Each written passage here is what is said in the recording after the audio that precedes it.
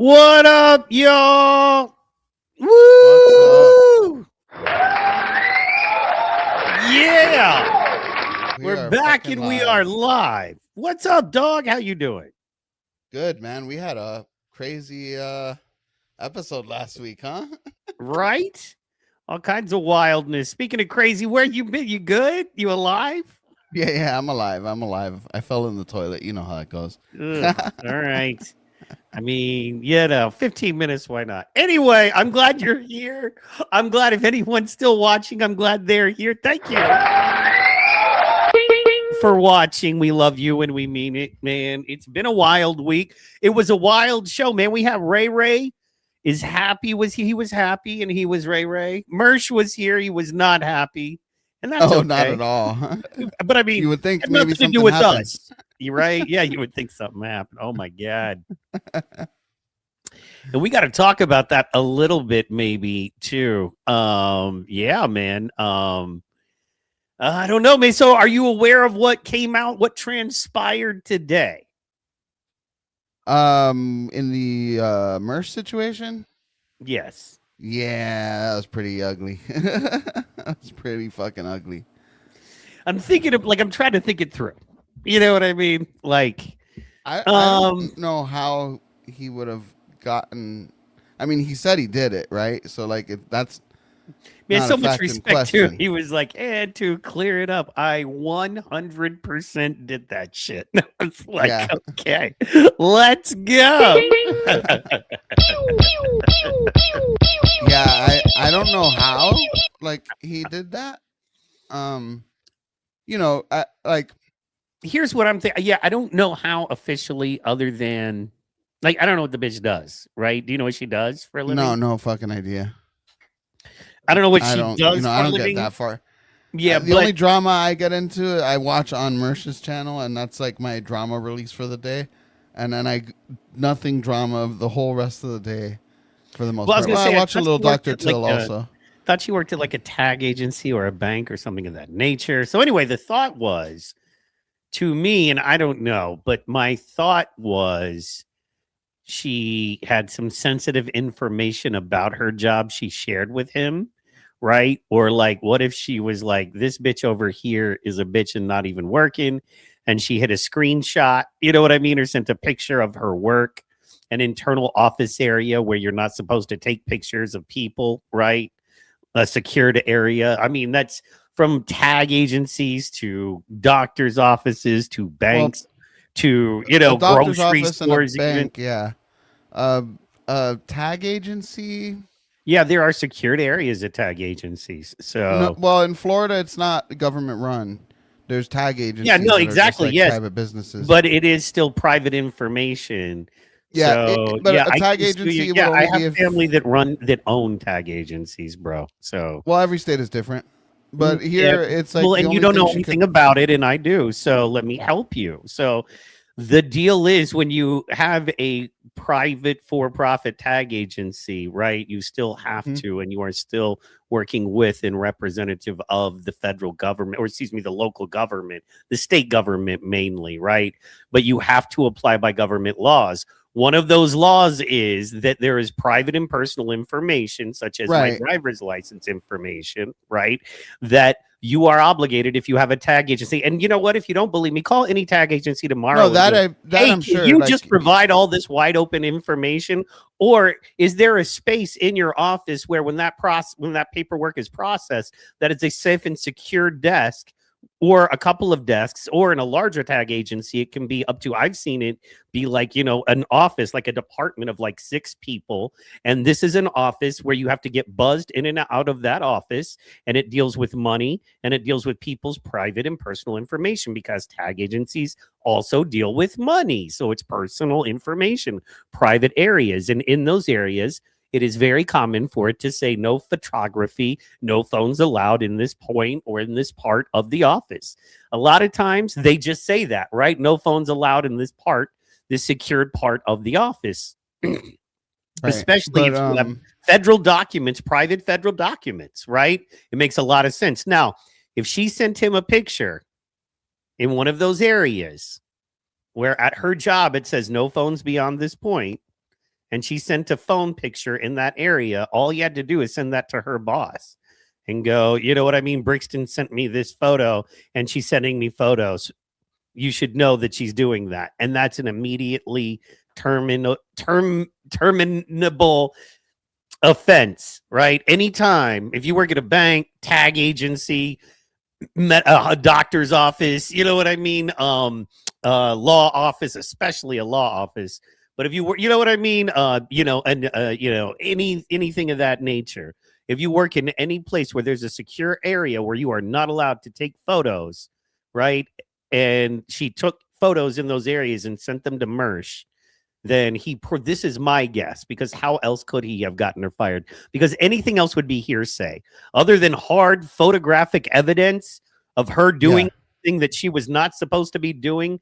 They legally couldn't just fire her because an ex-boyfriend called and said she was mean and said mean things about somebody at your office. You know what I mean? Yeah. Friends do that shit all the time. So do girlfriends, right? So there has to be my guess is that she at one point sent a picture in a secured place or a secured area that she was not supposed to be taking pictures in. He sends that picture to her boss, says, hey, look, this is what your employee is sending. These are pictures your employee has sent, right? Boom, you're immediately fired. Because how else could you get immediately fired? Because he did this shit Friday night, if you remember, right? Right. So what do you think? Well, so in Florida, But we're arguing that tag agencies have secure areas that nobody can go into. You have to be buzzed in and out of, which every tag agency should have. Not here. And if tag agencies don't have Not them, in don't Florida. go to that tag agency, because somebody could just walk in, pull a gun, and go give me all of these people's private information. Then they would have all of your private information. That would be bad, because not only are you paying for things in that tag agency, so they're going to have your information there, they're also going to have your driver's license information, your record, your driving record, or access to it. That's your bad. Insurance info, your bank info. Yeah. Your registration. They literally could register a car in your name. Yeah. Just saying. In Florida, there's not secure areas like that, because there are some tag agencies that are literally, you walk in, there's a desk, and there's like a little room right behind it, and there's no other room. But is that room secured? Stuff. Like, you can't go into that room. Like, you can't go into that room. No, I'm saying, like, you know what I'm saying? Where, like, there's glass. Yeah, so there's, like, glass. No, there's not glass. And, like, a lady. And, like, you can talk to her and deal with her there, but you can't go into that room. That is a secure I mean, the desk is blocking you from getting there. Just a desk. But if you're athletic, well, it's like a counter, right? Like, if you pulled a gun on the bitch and you were like, bah! Yeah, you're getting over. Yeah. Right, you're getting over. So Florida's different from your state. There isn't like a secured room. Now, you have to have there are locked file cabinets. There are definitely locked file cabinets. And there's a box that they put stuff into, I guess the finished receipts. That's like a locked box that just has a slit that they slide it into. Right. But it's not like where you're at, where there's a secure separate room. Now, if she took a picture and it happened to have some sensitive info in the picture captured, then yeah, that would for sure still be, fired. Right. However, I don't even know. Like, we're speculating, because like I don't know what she did for living. You don't either, right? I don't. I know it was an office gig. Yeah. That's why I'm like, okay, well, if it was an office gig, you know what I'm saying? I mean, maybe she sucked his dick in the break room and he sent the video. Maybe, but like, I wouldn't fire somebody. You know what I mean? That's not a fireable offense. That's a write-upable offense. Like, hey, you can't be doing that anymore. But if you're a good employee, it's hard to find a good employee. You know what I'm saying nowadays. I mean, how good of an employee was she? Who knows? Right. We don't know. Well, what I'm saying is, if you realize she's willing to do it, that's a good employee. You know what I mean? I'm just like, you can, come on. She's willing to do the job. You know what I mean? If you're like, hey, look, you know what I mean? There's a reason we allowed you to stay. Okay. We know what you're willing to do to keep a job, and we appreciate and respect that. But we're also going to need you to, you know what I'm saying? Do what we asked you to do. Make with the blowjobs, bitch. I mean, for lack of a better way to say it. Now, I mean, is there a better way to say it than that? I don't think so. Speaking of that, Have you seen this weird Trump action going on? What the hell with the Trump shit? You know what I mean? Okay, so tell me what's going on. Which weird Trump thing are you talking about? Because there Okay, are, sorry. there's always Well, I said weird speaking Trump of things blowjobs, happening. so you should know the one. But no. Okay. I didn't hear the these speaking of love blowjobs letters. part. The love letters, dog. Some weird. These are young chicks. Love letters. Okay, hold on. I Let me mean, pull this up. he's a rich and powerful man who's becoming richer and richer by the day, right? And he's gained a bunch of weight. I just found out. I didn't. What was I? I was reading or watching something, and it just said that people are concerned because Trump has gained a bunch of weight recently, and I'm like, well, that's weird.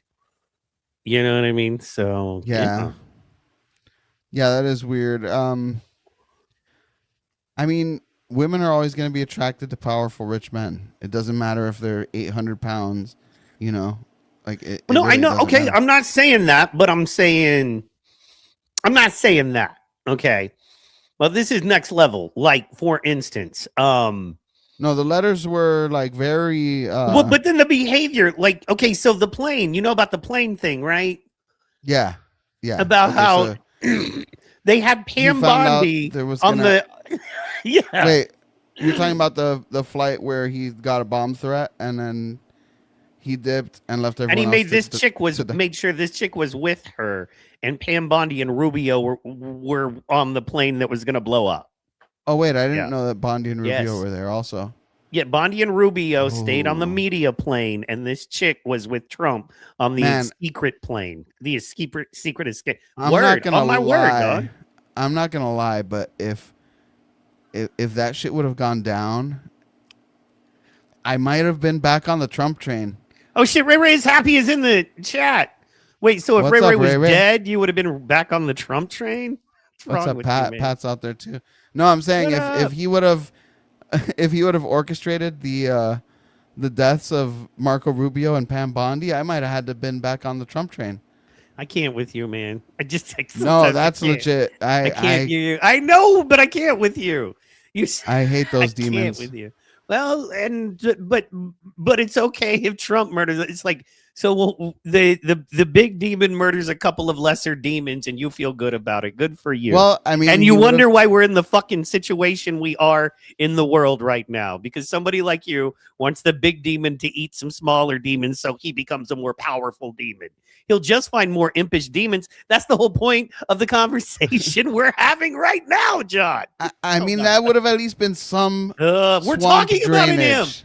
Here, That would have been at least some swamp drainage. We have gotten no. no, swamp there wouldn't be drainage any thus swamp far. drainage. All Marco Rubio is the God. swamp. anyway, key excerpts from the anyway. Phrases like "you are all that matters to me. I don't ever want to let you down," and thanking him for being her guardian and protector in this life. Now, my whole thing is he has a wife that's half his age or 30 years Yeah. his younger. So And still hot. there is that. You know what I mean? So John T, You know, Jake Hudson. these Hi, Jake. messages are all out of context. I could see a woman with daddy issues and a religious. That's you, Ray complex. Ray. You already know that's you. Anyway, sorry. Anyway, I'm sorry. I was trying to not listen to you. Go These- ahead. What were you saying? These things are all out of context, right? Like it's just like a little phrase this- here. oh. It doesn't seem like they have anything damning where she's like, "Oh yeah, your dick was so great last night." You know what I'm Yeah, saying? no, but I'm saying okay. I'm more concerned with the parasocial relationship than I am just the basic sexual nature. Because this should be based in professionalism. You know what I mean? So, Oh, come on. It's never been based. Come on. We had a Bill Clinton in office, remember? I'm saying currently. I'm saying we're holding this guy too because we voted for this guy. So anyway, she remains extremely close to Trump in the White House near the Oval Office. And after the full letter release with critics The calling Clinton the room. dynamic inappropriate or odd given the age and power gap and professional setting, her estranged brother has described an unhealthy obsession. There is no confirmed evidence of a romantic sexual relationship. What do you think? What odds are you giving that Trump's dick still works? Just what do you think? I mean, there's Viagra. Yeah. Yeah, but I mean, So 82 is 82. well, at his weight and his age and the amount of abuse he's given his body, as far as like The just Queen being of Rumble a is in the minimal building. sleeper and Woo! you know minimal sleep, he eats like shit. So probably naturally he does his dick work. I doubt it. This Right. is way more than I ever wanted to spend thinking about Trump's dick. By the way, just saying. Well, welcome to a show with me. In short, it's not a batch of letters from multiple aides, but these specific ones from Harp that have drawn the love letters label because of their emotional intensity and personal tone. Coverage has focused on what they reveal about her proximity and influence rather than proving any formal misconduct. My question is, how do you think Ivanka feels about all of this? You know what I'm saying? What do you think her thoughts are? Because she hasn't said You know, anything and she's not removing this bitch right now. So, yeah. I don't think she cares. I think she kind of knows what her relationship with Trump is, and that's that. It's just she knows that it's a arrangement for money and for power and for her to have kids that are prosperous. So I don't think he's gonna die way before she does. So I don't think she cares too much. She got what Yeah, she she wanted out of the good. relationship.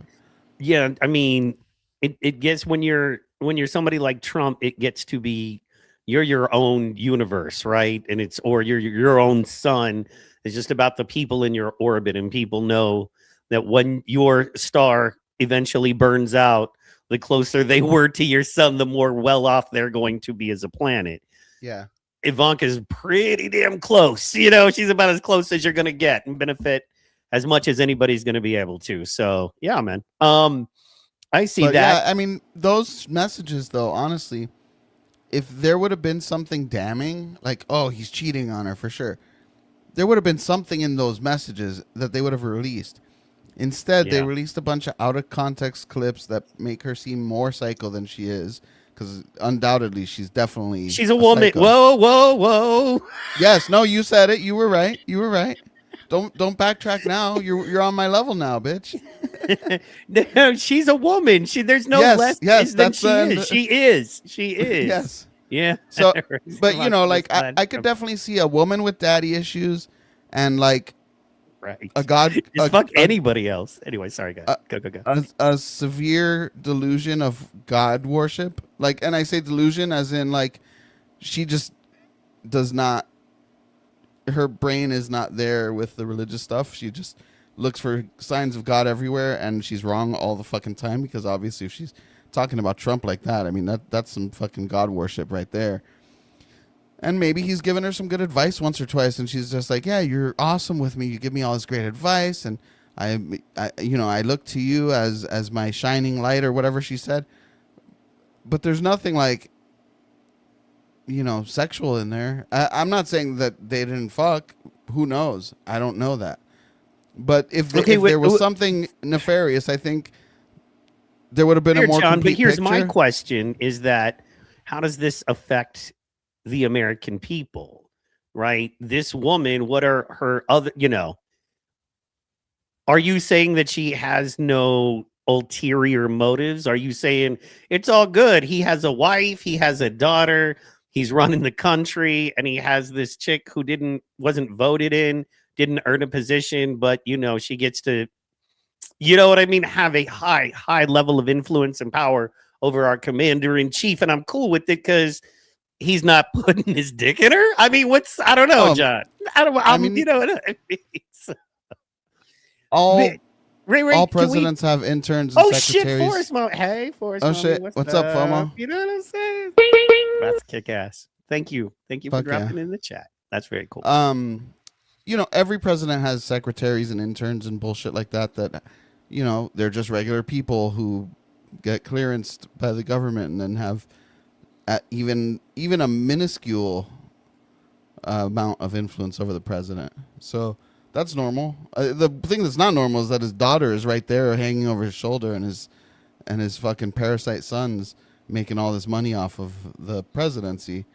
This feels like a distraction. This might even be something. I mean, but wouldn't you? I mean, if your father was like successful and wealthy and running the country, what would you do? You know, I mean, look at Hunter, and I'm not I'm not saying they're any better or any worse. Although it kind of hits me. Oh shit, it's kind of the same story with Junior because Junior's kind of a worthless dude. Now the other two, I think, are like not as worthless as far as human beings go. Eric Trump, I think, could be a dude as far as the New York real estate and financial dudes I've met. He strikes me as one of those guys. Like when I watch him, I'm like, he doesn't seem especially stupid or weird. And I don't know. None of his sons seem. Barron seems a little weird in the sense that he's probably a little autistic, right? Like like Donald Trump Jr. is very like Donald Trump Jr. suffers from daddy neglect. Daddy was busy building his empire when Junior was born, and he just said that's why he has the show on Rumble. He's like, Daddy loved me. Daddy, look how Trump I am. Look how Trump. And now that the MAGA brand itself is kind of dying, and he was kind of, in my opinion, the torchbearer for the MAGA brand. I think Junior's kind of, other than the fact he's just making billions of dollars a day, fucking the American people. Trump Jr. is the what you would have gotten if Trump ended up liking that's what I was alcohol trying to and cocaine. If Trump ended up trying and liking alcohol and cocaine, that's what you would have gotten with Junior. He would have been Don Jr. But yeah, I mean, it feels like a distraction that maybe the Trump team put out just to distract from the other scandals of the money more than anything. I mean, whatever. Okay, let's just say he's fucking her. Who cares? Does it bother me? It's not like it's not good per se, but I mean, the same people telling me to be angry about this are the same people that were like, Clinton did nothing wrong. So I don't. Yeah, well, and how about this? It's like, hey, Trump, how about you fuck? If you want to fuck 20 women in their 30s that are willing to fuck you, like they really want to, and I give you 20 of those, and you can shut down this Iraq war shit, deal. How about that? How about you fuck all women that are willing to fuck? It's America. That's the cool part about it. You get to fuck all the women that want to fuck you. So. It's whatever. It's whatever to me. Yeah. Now, if it comes out that she's like a Ray knows all about that, but anyways. Well, Ray gets all the bitches. I know. I saw him on with Forrest Mommy the other day. They did a stream together, and all I could think and all I was screaming was, not fair. You need an ugly motherfucker on this stream, okay? Internet is Hollywood for ugly people. This is not fair, you two doing a stream. You're going to pull a couple hundred viewers just because, spank bank, okay? It's like, we all need something other than... Anyway, so it's all good. That's why Ray keeps me around on Wednesdays, Exactly.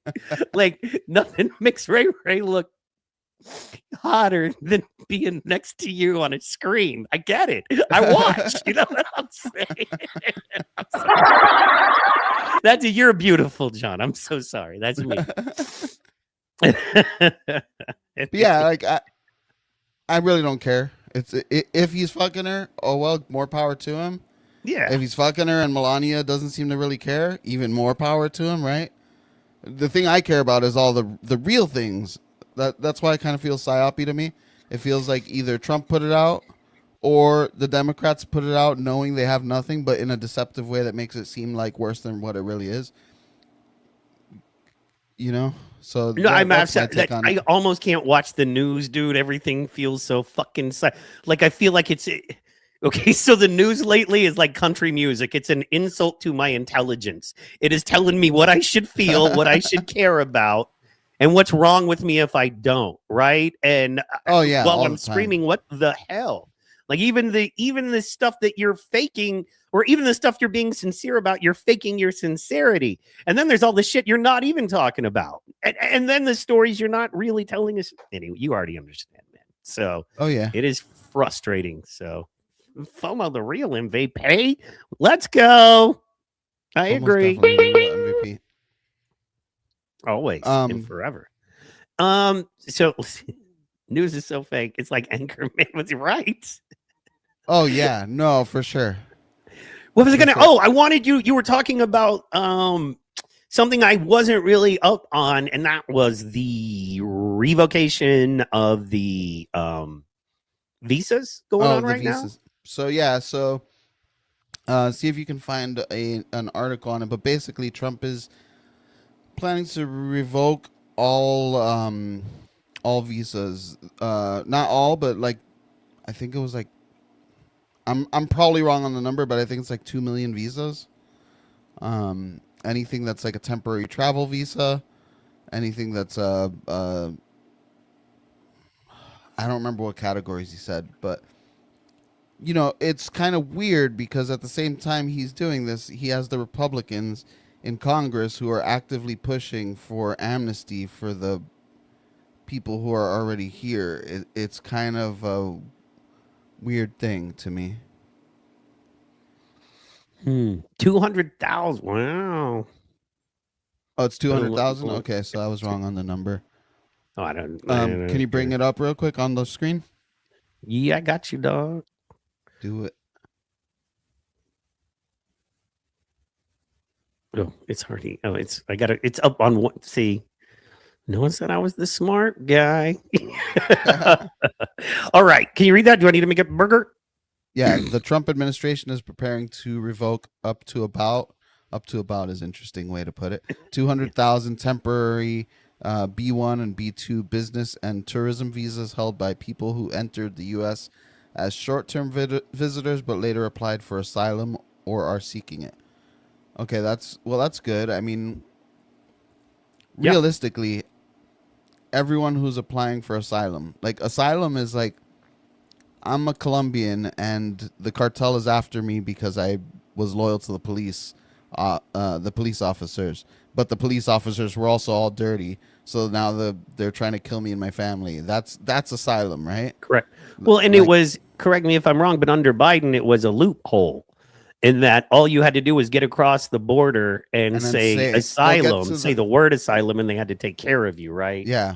Once you were in, they wouldn't make you wait in the place where you came from. They would just transport you to a place where they allegedly somehow keep track of you, which they didn't at all. Yeah, Crazy. so that's, well, I mean, it was crazy times under Biden, right? Ugh, man. It was the Man. worst of times. It was the worst of times. It You was know, the best of although times there. is it? I don't know, man. It's. They get you. You know what I mean? If they're not kicking you in the balls, they're. You know what I mean? Punch you in the face because I feel like so under Biden, I felt like we were looking at a social and moral collapse. And under Trump, I feel like we're looking at a societal and structural collapse, if that makes sense. You know what I mean? And I feel like both, and the whole thing is, you know, the people at the top have orchestrated it this way. So no matter which guy you pick, they're you know what I mean? Their goals are being accomplished. So, I mean, yeah. If you want to get into that, like really what they do is, right, they have the two sides. They control the two sides, right? And so what they'll do is no matter who gets in, they'll just push a different aspect of their agenda that fits with that side. The problem is it didn't matter who got into president. We were still going to war with Iran. The Ukraine war, obviously, the guy who said he was going to end it is still sending them billions and billions of dollars. So the Ukraine war would have continued. And the economy would have collapsed no matter who was in, right?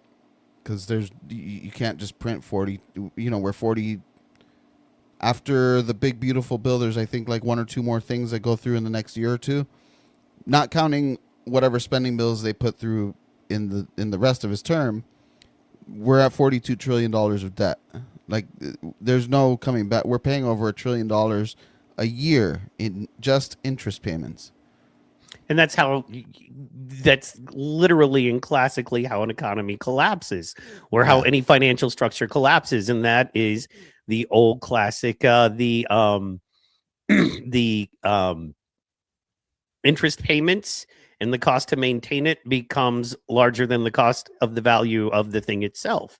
And so you know what I mean? You are no longer working to maintain the value of the thing. You're working to maintain the cost of the thing. Therefore, you're getting no value out of it, and you have to get some kind of value out of it, or you're then working on a deficit, and then boom, that's a hole. A hole is a deficit. So there we go, man.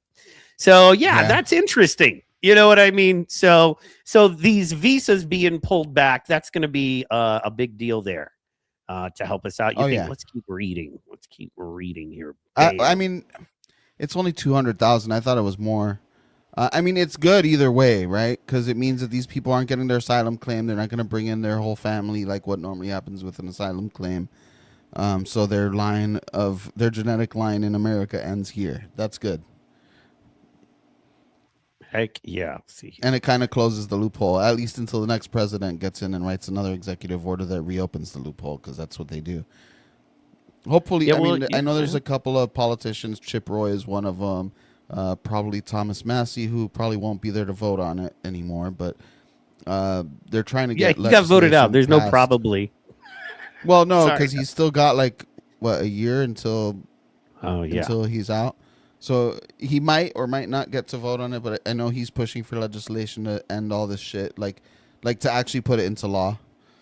Right. But it'll never go through. Like they'll stick in stuff that is so horrendous that only the most retarded Republicans will still vote for it. That's how they do. That's what they did with the what was it? The Save America Act. Why didn't they just write an act that says voter ID? That's it. Nothing else on the bill. Voter ID. Done. Well, come on. everyone- Even I know that's not how come on, man. That's not how Right. politics works. But bro. I mean, then they no offense, but you're never gonna get that. So they stick a bunch of pork fat in it, right? And then they stick that fucking we're gonna merge with Israel, and the parasite is gonna win section in there. So yeah, I you know, can I tell you the sad part about that is that's something that's going to be very, very hard to undo. You know what I mean? That's Oh, going yeah. to be a brutal thing to unwind. So I don't. Well, that's the thing. They see the writing on the wall. They know that the youth doesn't support Israel, like hardly at all. The only youth that supports Israel are the youth that are in these like churches that suck Israel's dick every week and are super, you know, whatever these Christians for Jews religions are.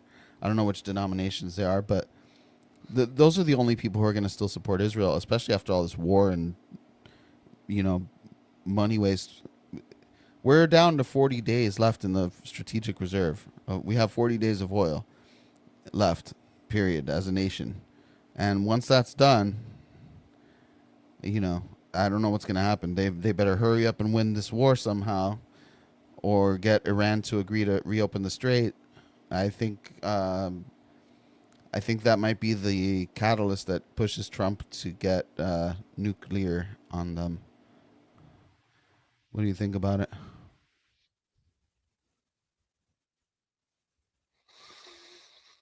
I don't know, man. Trump is in a weird spot right now, right?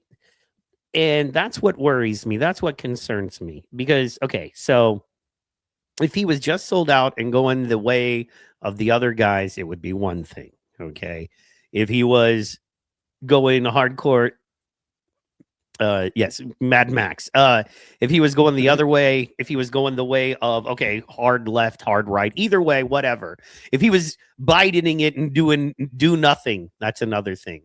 But not only is he not only kind of contradicting everything he ran on, he's a fucking free radical right now. When it comes to like the crypto shit, like I knew he was going to play in the crypto. It was Trump. We always knew he was going to play in the crypto market. But the straight pump and dumps to the point of everybody is like, come on, man. You know what I mean? Like, come on, man. Yeah. I mean, rug pulling his own people so hard twice and now trying to do it again. Anyway, so there's that.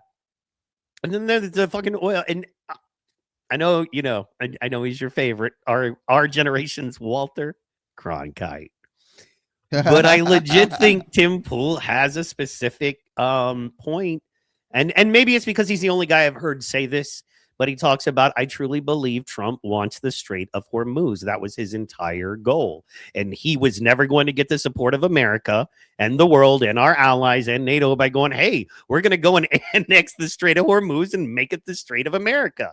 Like he could never get that done, but he could say we're going to stop him from getting a nuclear weapon and go in there. And to do that and to make sure they never get one, we've got to control and take over the Strait of Hormuz. Then guess what? Then we control 50% of all of our enemies' oils and about 100% of all of our allies' oil. And then at that point, we are by far the major, super major power of the world. Now, is that weird world dominance? Yes, it is. Is that something that Trump feels like he may have to team up with the Jays to accomplish? And he's like, you can have the sand areas. I want the snowy mountaintops and the lushy green grasses.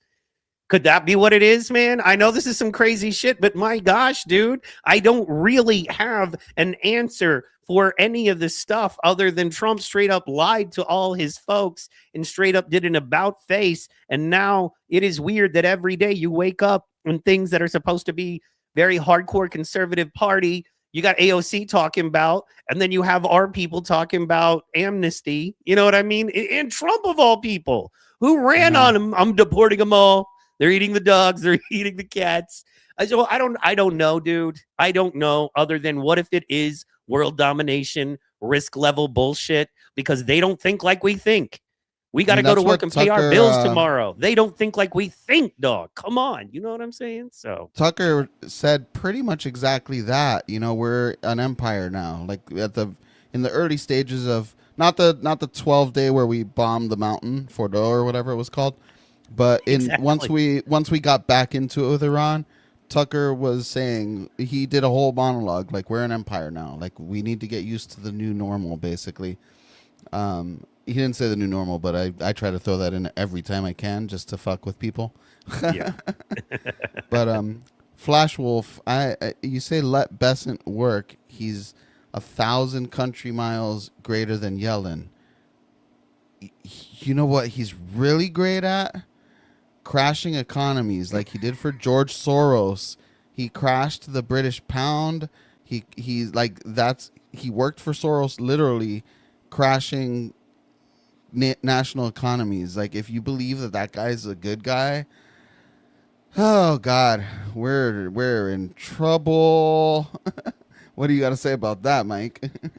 Man, I Flash Wolf, I appreciate you are and I'm not last of the Mohicans. You know what I mean? He's that dude, you know, the ship is going down and he is holding on to the bow and he's like, no, we're getting there. I respect that commitment, sir. I just think that we are at a fundamental disagreement there. And you know, the cool thing about finance and the market is time will tell. Time will absolutely tell. I think that if you look at basic finances and you look at the original Trump idea for money and how things were supposed to work, not only is it utterly failing, but I can point to specifically why it's failing. And that is that we were supposed to have a much larger manufacturing economy here. In addition to that, we were supposed to cut $2 trillion from the budget. In addition to that, we weren't supposed to have a multi-trillion or multi-billion dollar, currently headed towards trillion-dollar war against a country, because we weren't supposed to have any of those wars. Our largest expense was supposed to be deporting illegal folks and then putting our own folks back to work. In addition to that, we were supposed to also fast track small business, specifically ones like the, you know, roofing businesses, plumbing businesses, you know, to kind of give a little bit less power to the unions and allow tradesmen and people to be able to get in and do those kinds of things. In addition to that, we were also supposed to take the corrupt university system and wrangle that back in. And here's the problem with all of that, my man Flash Wolf, forgive me, but here's the problem with all of that, is that not only has Trump not done that, but he's gone the opposite direction with that, and that he's put in his friends to personally enrich himself. And I get that some people prefer it to be more of a socialist democratic thing where you put in your people to enrich and empower your party. But then some people, I feel like, have put in their folks to enrich and empower themselves. And I feel like we could all make a good argument that our guy has. So that's just where I'm coming from. And once again, the cool part about it is, man, you might be right. And boy, I hope you are, brother. I hope you are. I hope you are definitely hope right, you and are. Trump has a magic money stick that he's about to wave, and we all get our $2,000 Trump checks, and that debt goes down, and that inflation comes, all of the things. But unfortunately, I feel like I can give you a list of reasons why that's not the thing. And I'm sorry to make it so boring, but if you're going to challenge me on that, I can go there. I want you to know I'm not just It honestly looks like sexiness. I'm Besant not Ray is Ray. I'm not just doing. art and hotness. You know what I mean? It honestly feels like Besant is just doing the thing that he's always done, No crashing our shit. economy to the ground. And Yeah. like I'm reading your messages, Flash Wolf, and you can't say that you're the fucking man. We can hope. I'm not talking about you. I'm talking about Trump. He can't go around saying I'm the man. I'm the one who can fix all this, and be the boss. He's the president, and then when everything starts falling apart, saying, "Oh well, they played bad. They were unfair to me." It doesn't. You can't want to be the. You can't claim to be the hero when shit works out, but then when shit's not working out, blame everybody else. When the Patriots lose the Super Bowl, it's Tom Brady and Bill Belichick's fault. When the Patriots win the Super Bowl, it's Tom Brady and Bill Belichick's win. That's just the way it is. You look to the people at the top; they're the ones that are, And he came in saying that Joe Biden couldn't get anything done, and he got a lot done. It just wasn't any good things.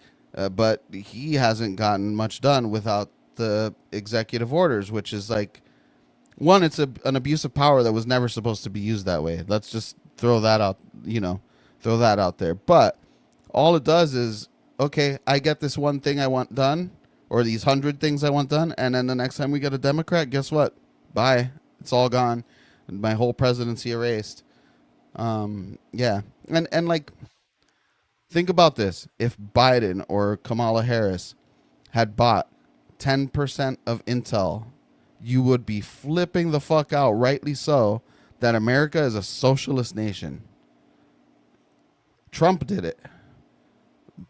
But no one seems to care about that. Like, you really should look to what he's doing and your own actual positions that you had before this term, because he's not living up to anything that anyone who voted for him wanted, except for the big tech oligarchs who wanted the data centers, right? They're getting all they wanted. And that little nation in the Middle East who wanted us to do all these wars.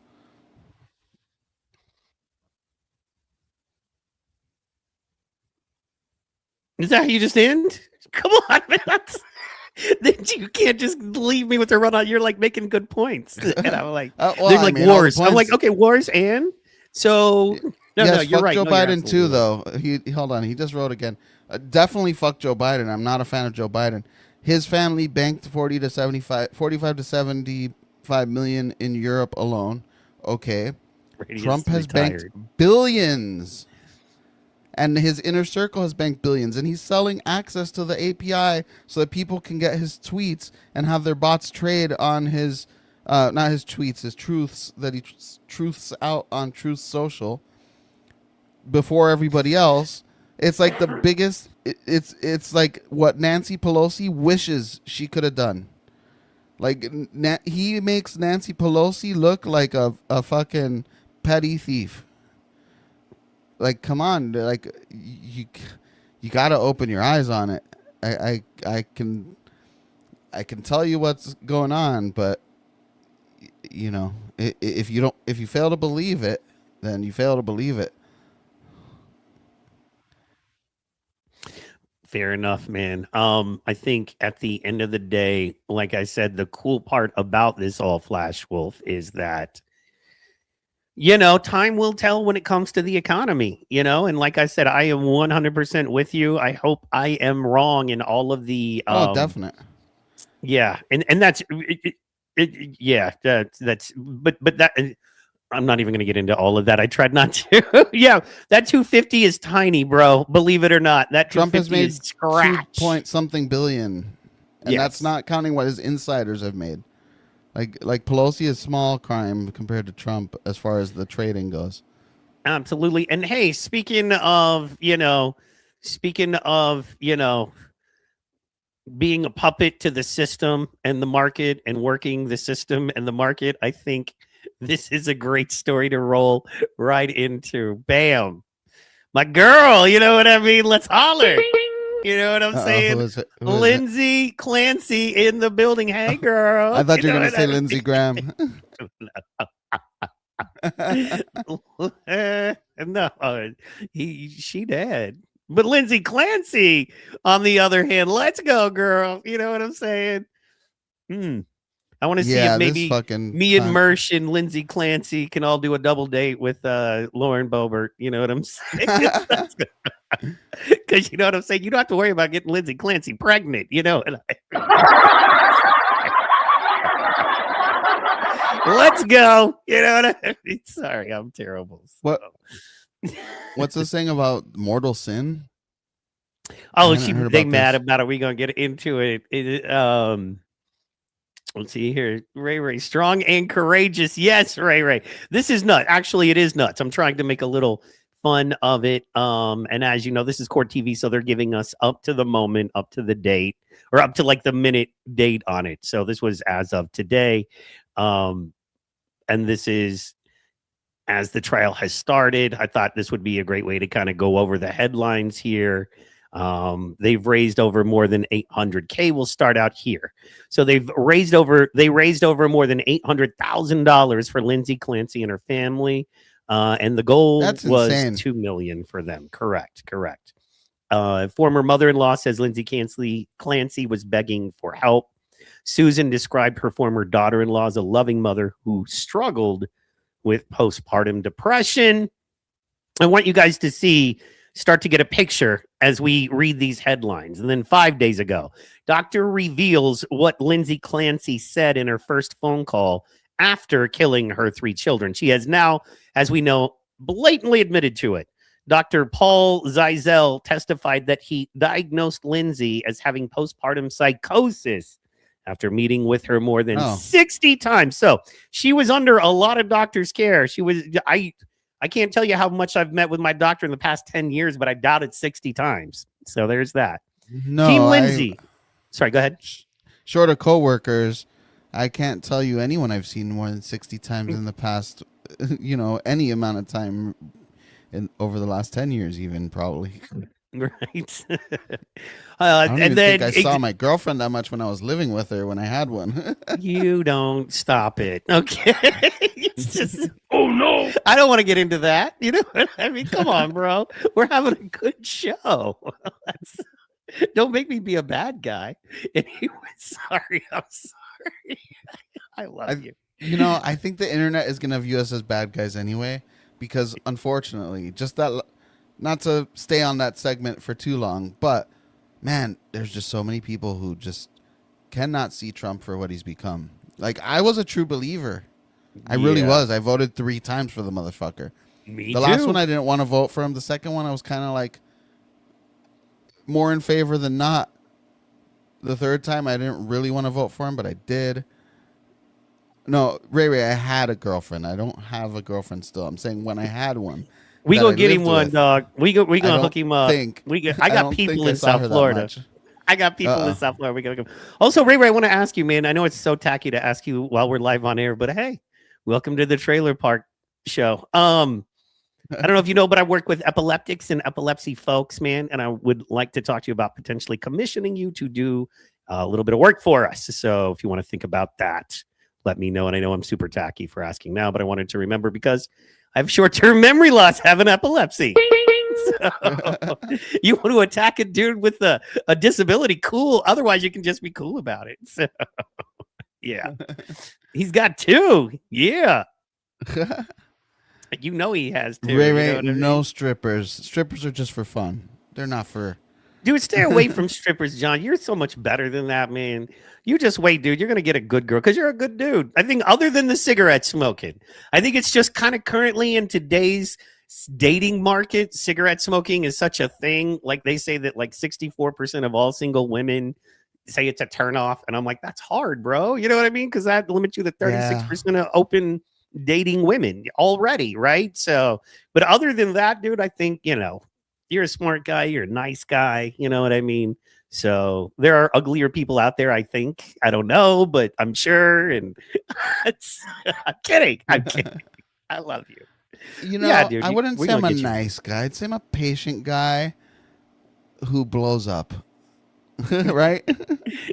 I have the patience of a fucking saint. However, the patience wears thin. And with politicians, there's no patience at all.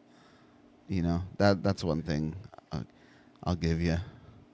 Does Ray Ray want to come on, dude? You want to invite Ray Ray on? We can talk more. Ray, do you want to come on or something? Is that what you're asking us? Stripper pizza place. Those are awesome. I like the stripper coffee places too. You know what I mean? And go in, get some coffee and some titty. It's a great combo. It's a great combo. Ray, I'll send you a link just in case you want to jump in. No pressure. What did you expect? What did you expect was going to happen? He was indicted in court for years, had to win to preserve his freedoms. Seems he decided to go non-term limited DC lifer game. What's he talking about there? I'm thinking he's talking about Trump taking all the billions from his the Americans, I think. Yeah, but here's the thing though, Flash Wolf. The inflation started under Trump. The big inflation started under Trump because he shut down the country for COVID, and then he printed a bunch of money to give everyone fat checks and unemployment benefits. So yeah, I mean did Biden make it even worse? Of course. However, Trump started it.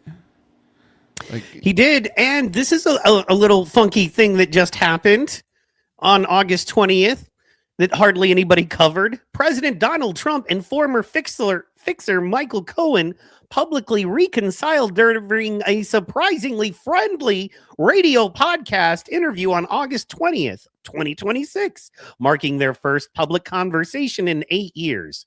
The two men whose relationship so the most frustrating part about this is most people, when I say this, have no idea the history and who Michael Cohen really is, who he really fucking is. And they say Donald Trump and President Donald Trump and former fixer. So he's like Trump's fixer, but oh no. The whole Trump is a convicted felon is solely because of Michael Cohen. Solely. Because you know that, right? You're aware of that, yeah? Yeah. It is because of Michael Cohen's testimony. Now, Michael Cohen's testimony in this, he has been convicted 9 times of perjury, and this was after all of that. And that's not even the best part. I got the motherfucking cherry on top of the sundae. But okay, so anyway, so there's that right now. Sorry. Then there's that. Now, past that, themes of weaponization and media criticism dominated the discussion. Did you hear it? It was so cheesy. It was very annoying and very cheesy. Did you hear any of it? No, I didn't. I didn't even know that this had happened up until like 5 minutes before the show that you told me that you wanted to talk about this. Well, 5 minutes. What was supposed to be 5 minutes and it ended up being 15 minutes. Still, no pointing fingers here. Me. I didn't even know that this had happened. It was that much far off my radar. But it's weird. It doesn't make sense. Like, okay, so Cohen first lied for him, right? Wait, hold on. Was Cohen the one that went off with Stormy Daniels and defended her? Or was he the one that paid her off and then said he paid her off with his own money and then turned his back on Trump and testified against him afterwards? He did that as well. Okay, so and then he got a show on CNN, didn't he? And he was also the motherfucker on the stand. He was also the motherfucker on the stand when Stacey Plaskett, representative to the BVI and the Virgin Islands, what up, Ray? Whoa. What are we doing? What are we doing?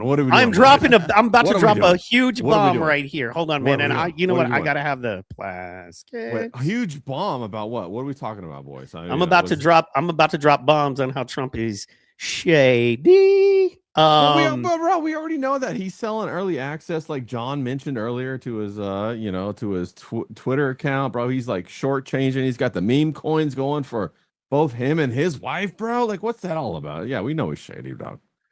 We know. So that. watch this. So, so this is Michael Cohen, right? So you want to know a little bit about Michael Cohen? This is Michael Cohen. This is a little bit of his history right here. Not only is he a dude that allowed the left to scream convicted felon 1 million times, and it was squarely and solely after post 9-time conviction of perjury, meaning lying on the fucking stand. Yeah. Okay. So then, boom. Then this comes out. Oh, gee, Stacey Plaskett, non-voting Democrat delegate from the U.S. Virgin Islands. What was in the Virgin Islands, guys? Any idea? Any idea what island? Little was, St. James. Was squarely. You know what I mean? Oh no! Let's not talk about it. So anyway, newly released documents from the Jeffrey Epstein estate in November 2025 revealed that Plaskett exchanged text messages with Epstein in real time during the same hearing. So there was a hearing, okay? The moment became widely shared symbol of frustration with the GOP attempts to discredit Michael Cohen, who was testifying against former President Donald Trump. The messages show Epstein providing strategic hints. Okay, I'm sorry. So Jeffrey Epstein in 2025, for a minute, Mike. 2025, Jeffrey Epstein is in for a while. He's got his jimmies rustled. He's got some rustled jimmies over there, bro. Epstein also sent personal comments such as a great outfit and are you chewing when Camry showed her moving her mouth. Plaskett's office acknowledged she received these texts, but nothing ever fucking happens to these people ever, because you can literally in 2024 be in a fucking courtroom with Jeffrey Epstein texting you on what to say to Michael Cohen of all people, and nothing happens and everybody loves you and everything is good. And then, but wait, there's more. And then what happens? And then what happens? And then what happens? Gee, I wonder what happens after that. I wonder what happens. Well, let's hang in there. Boom. This is what fucking happens directly after that. This is what happens. Is it going to boom? I thought you were playing a video. Yeah, I was going to say, I'm waiting for it to boom, bro. It lost audio. Hold on. I was Sorry. like, wait, am I supposed to read the video? I didn't hear the boom. I didn't hear the boom. Reading normally isn't a boom, bro. Oh my God. Are we going really? Are we going back with this guy? With Gutfield? We're going back with Gutfield? I'm kidding. I'll pull that down. I'm sorry. I did that part. You're going to get me worked up, bro. He was trolling. With his swishy wrists and whatnot. Jeez. You're so mad about the swishy wrist, bro. It's crazy. I do love Titus, though. Titus is awesome. So yeah, no, he is. It's Tyrus, and yes, he's cool. But I've actually done some work with him. Tyrus. So Titus and Tyrus. They're both great guys. Both of them. Both of them were fantastic. Yeah. And so here is the actual thing right here. All right. Well, I got too many screens up, and I am chewing. I need to calm down. No, you got to stay more. You got to stay excited, bro. I like it. I like the passion. You guys are gonna get people watching. I like that kind of shit, bro. Let's go. Let's pop it. All right. So here it is. This is remember this guy working with senators and Jeffrey Epstein, convicted perjurer. Right. All of that, and now we have this. President Trump and his former fixer Michael Cohen back together after years as bitter enemies. Mr. President. Hello, Michael. Cohen now hosting the president on his new radio show, a man he once praised as generous, compassionate, principled. How does he get a radio show? Kind, humble, I don't honest, know. and All genuine. the talents on podcasting. Even telling now. Vanity Fair in 2017 he would, quote, take a bullet for the president. Michael Cohen is a very talented lawyer. But their relationship soured as Cohen faced intense scrutiny from federal investigators, with the FBI Let's see if this mentions that he was an Epstein buddy and that now him and Trump are buddies. Let's. raiding his office and hotel room and seizing multiple devices and documents in 2018, leading to prison time after Cohen pled guilty to tax evasion, bank fraud, and campaign finance violations. Cohen later turning on his former boss before Congress. He is a racist. He is a con man. And he is a cheat. Mr. Trump firing back, You say that like it's a bad thing. This sleazebag named Michael Cohen. repeatedly calling Cohen a rat. He's convicted. He's a liar. He's The thing defrauded. is, nothing's going to happen. high Though. level. This is In all for show. 2024, the former I know. attorney served as a star witness in the hush money case against the president, who was convicted of falsifying business records related to paying porn star Stormy Daniels. After years of blistering attacks, Cohen saying the reason they can reconcile now is simple. Forgiveness does not require amnesia. That's it. That's it. And of course, he didn't mention the Epstein trials at all. Conveniently left that out because why would we bother with the Epstein trials, right? That's not anything that's important to anyone for any reason. Yeah, or anything. have we ever seen what's in those binders that they gave out to all those influencers? Have we ever seen what's in those yet or no? Yeah, we saw it like 2 years before they got them because it was the stuff that had already been released. It was all blank pages, right? Is that why we saw it? It was all blank pages. I don't know, Yeah, bro. remember My that. the best current living journalist alive, broken down in detail. If you didn't watch Tim Pool do his Oh, thing, God. I Yeah, just I feel call bad him for Tim. you. He's Tim Cool, and I know him as a musician, not as You know, a journalist. It's like I gotta quit. He's so not as offensive as Jeremy. Like it Bro, makes it hard for me to say Jeremy. So He's I starting gotta to use look like- Jeremy more. Yeah, he's starting to look like Vito now. Have you noticed that? He's starting to get that square kind of thing going on with his beard and stuff. He's starting to look Tim like or Jeremy? No, Tim Pool. I He's think starting, he's talking Tim Pool. he's starting to look like Vito Gesualdi a little bit, and I'm a big Vito fan, as everybody knows. Like I said, man, Tim is at that. Like Tim did the thing and played the game and did the thing and made his mistakes. Oh but shit, we got shout out to Brandon out there. Shout out to Brandon. We got was that let's Go Kaboom out fucking there? go. I'm guessing And you know 'cause what? He he's got got married, had explosion. some kids, and he was like, "Fuck this! I want to make enough money to be able to raise my baby and be left the fuck alone eventually." I think so. Now he might be a little Yeah. bit of a hustler, but let him happen. You know what I mean? Yes, that it was a yes, Kabuki theater. I completely agree, bro. It's all theater, man. It's all theater. It's all deep state operatives that are in podcasting now. It's the new wrestling, the new WWE. I even think that Andrew Wilson Candace thing was like fucking bullshit. They got BPD to fucking You moderate actually that. just brought that up right on time because that was the next thing we were going to talk about. Let's Actually, go. Let's go. Was That's what it? I do. Yes. That's what I bring to the table. I See, mean, we that's- were going to talk about it at some point before That's the why end you of the guys show. bring me on as a third mic to do color commentary and transitions, bro. That's my Not because of specialty. your looks at all. No, we no, don't no, bring you I'm- on because you're pretty at all. No, I'm a knuckleball pitcher exclusively for the late innings. That's 100% It's for your true. talent. It's That's totally for your talent. That's right. So- That's right. Exactly. And my mustache wax. We respect you for your opinion. That's Wait, right. you use mustache wax? You mean No. that curl is not natural? No, actually, I use coconut oil. The kind of stuff you get at Costco. A little bit Yeah. of dab of the I know it coconut well. oil. I Put use right it. there. It's fucking fantastic, bro. What do you It use just- in your hair? I got Jeez. nothing in my hair right now. It's just fucking doing its thing. Jeez. He I doesn't thought he know. was talking to me. Oh yeah, That's you I mean, can't tell me your hair is like that's not see. That's That's what I wake up as. I just run around with my hair like this, bro. Back when I had Yeah. hair, my hair was very like yours. Exactly. fucking 100%. whatever. Yeah. It's just woke up #woke up like this. I hate you. Yeah, that's- bro. Oh, I just fucking woke up. I've been drawing the ladies Yup. and shit like that. That's Oh, what shit. I got going on. This is what your hair would look like if you really like just we're working. And No, just you got like a busy all hat day. hair. No, you were just wearing a hat. My hair does that sometimes when I wear a hat, bro. Yeah, on the Yeah. hat all day grinding. You know how it is. Yeah, So, bro, I do. You're out lucky. there planting tomatoes and all that good stuff. I got you, dog. You're gardening. You're out there planting Planted seeds. tomatoes. That's yeah, right. absolutely, Getting that absolutely. shit going. I was internet gardening for people who need their internet garden grow, dog. You know Laying what I'm that saying? fiber, laying that Yeah. fiber, bro. It's the it's the new next generation's pipe. You're not laying pipe anymore. You're laying fiber.